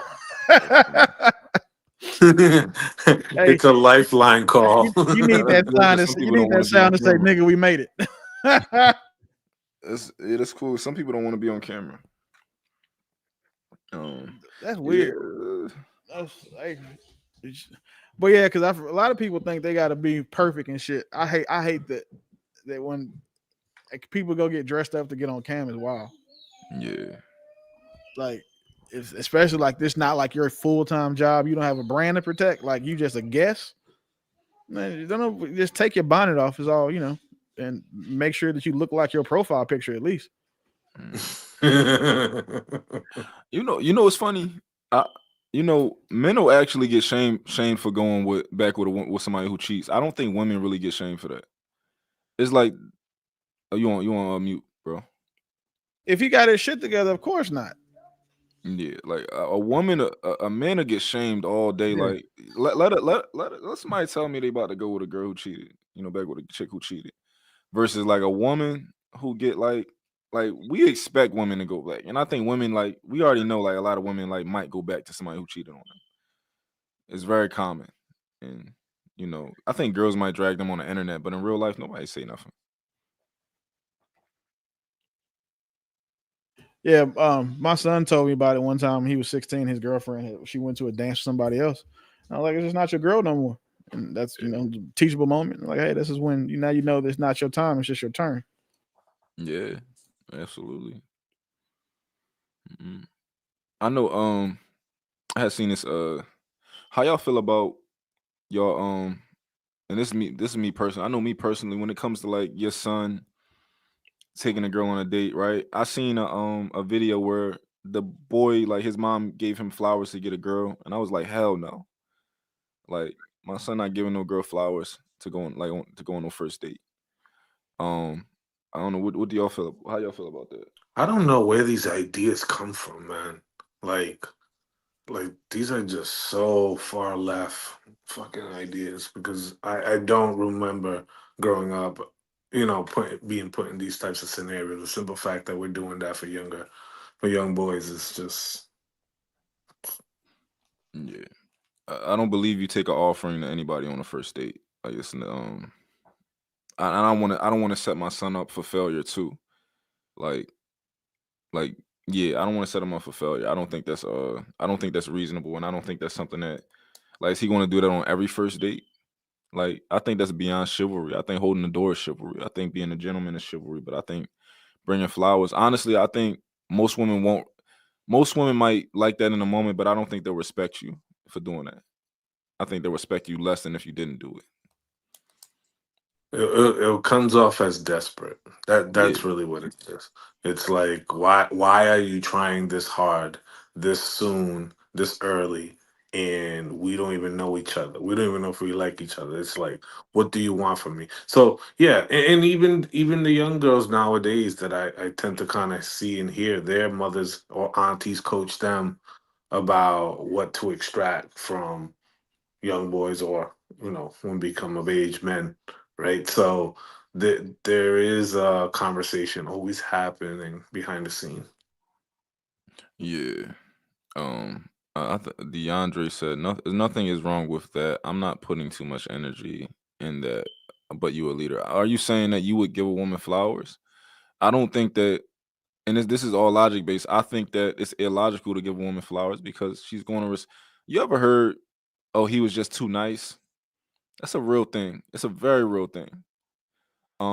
So you can get put in that category. You can be that guy, but I don't think that's going to yield you the results you think it's going to yield you. I don't think it's going to, like, oh, she likes me more because I gave her flowers. I think you're just wasting your money and your time with that. Yeah, but too nice is interpreted as he's trying too hard. I don't know. I think it's a certain balance to, like, a woman should know that you want her, to some degree, but it gotta be in a play away. It can't just be like, oh, he want me and I'm above him. like he wants me and he's going to do what it takes to get me type of thing. It got to be like, oh, he want me, but you know, like he not too worried about me because I know he obviously got bitches. Look at him, he obviously got chicks. Like he's smooth. It got to be something like that. If you giving a woman flowers on the first date, most likely most likely she never gonna like you more than you like her. And that relationship's gonna fail. Yeah. Yeah. Yeah, that's tough. Yeah. Hey man, a lot of dudes got it hard out here, bro. I feel, good luck. A woman gotta like you more than you like her at some point. It's just a reality. Like at some that table has to switch, and it's typically after y'all had sex for the first time. After you had sex for the first time, that should instantly switch, and she like you more than you like her. That's how that should work. Hey, but you know what's so crazy? What I tend to hear a lot from a lot of sisters is that their mothers and their grandmothers tell them, to pick a man that likes them more than they like that man, right? And I'm like, that's like a recipe for disaster because if you don't like that man as much like that, you're more opted to be more disrespectful, less considerate. And yeah, you enjoy all the benefits that you extract from that man at that moment, but you're never going to like really like revere him in that kind of light. So yeah, that relationship never does well.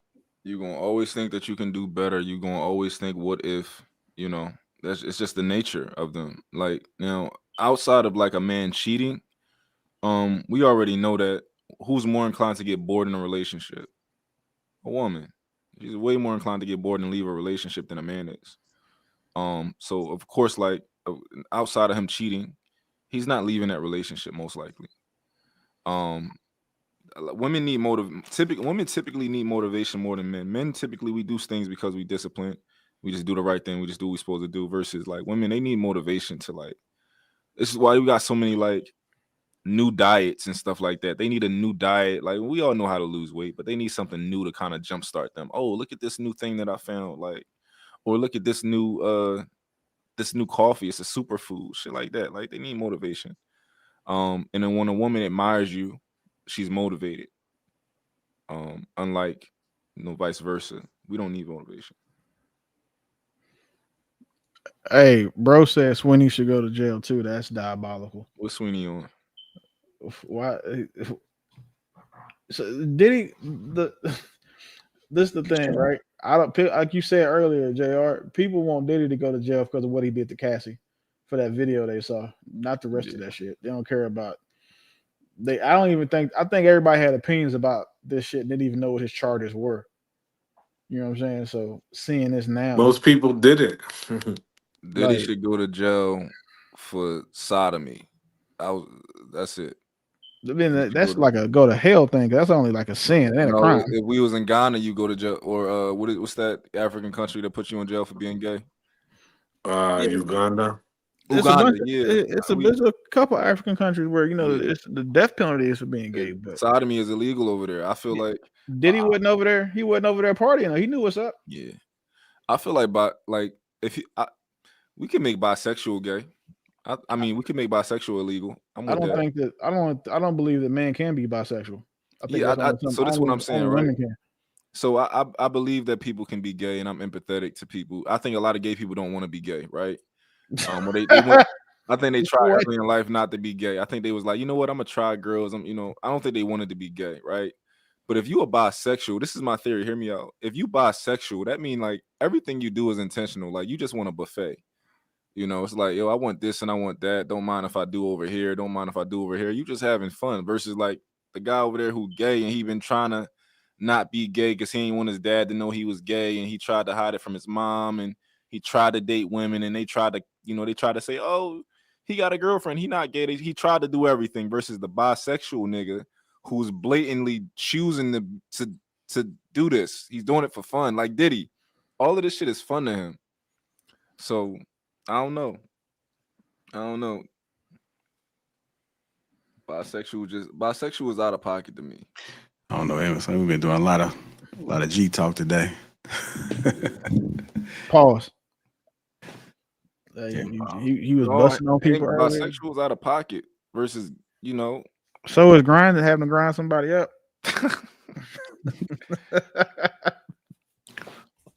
My bad, dog. Oh man! So you said we're gonna do this again at 4:45 for the Yeah. I just got through setting it up. All right. So the judge should be announcing something. We'll go live and see what it is. Yeah. Enjoy the rest of y'all time in the meantime. So somebody just posted that Diddy's plane has been seen being moved. So they already moved. Yeah, I think they know what time it is. I appreciate y'all. Catch y'all on the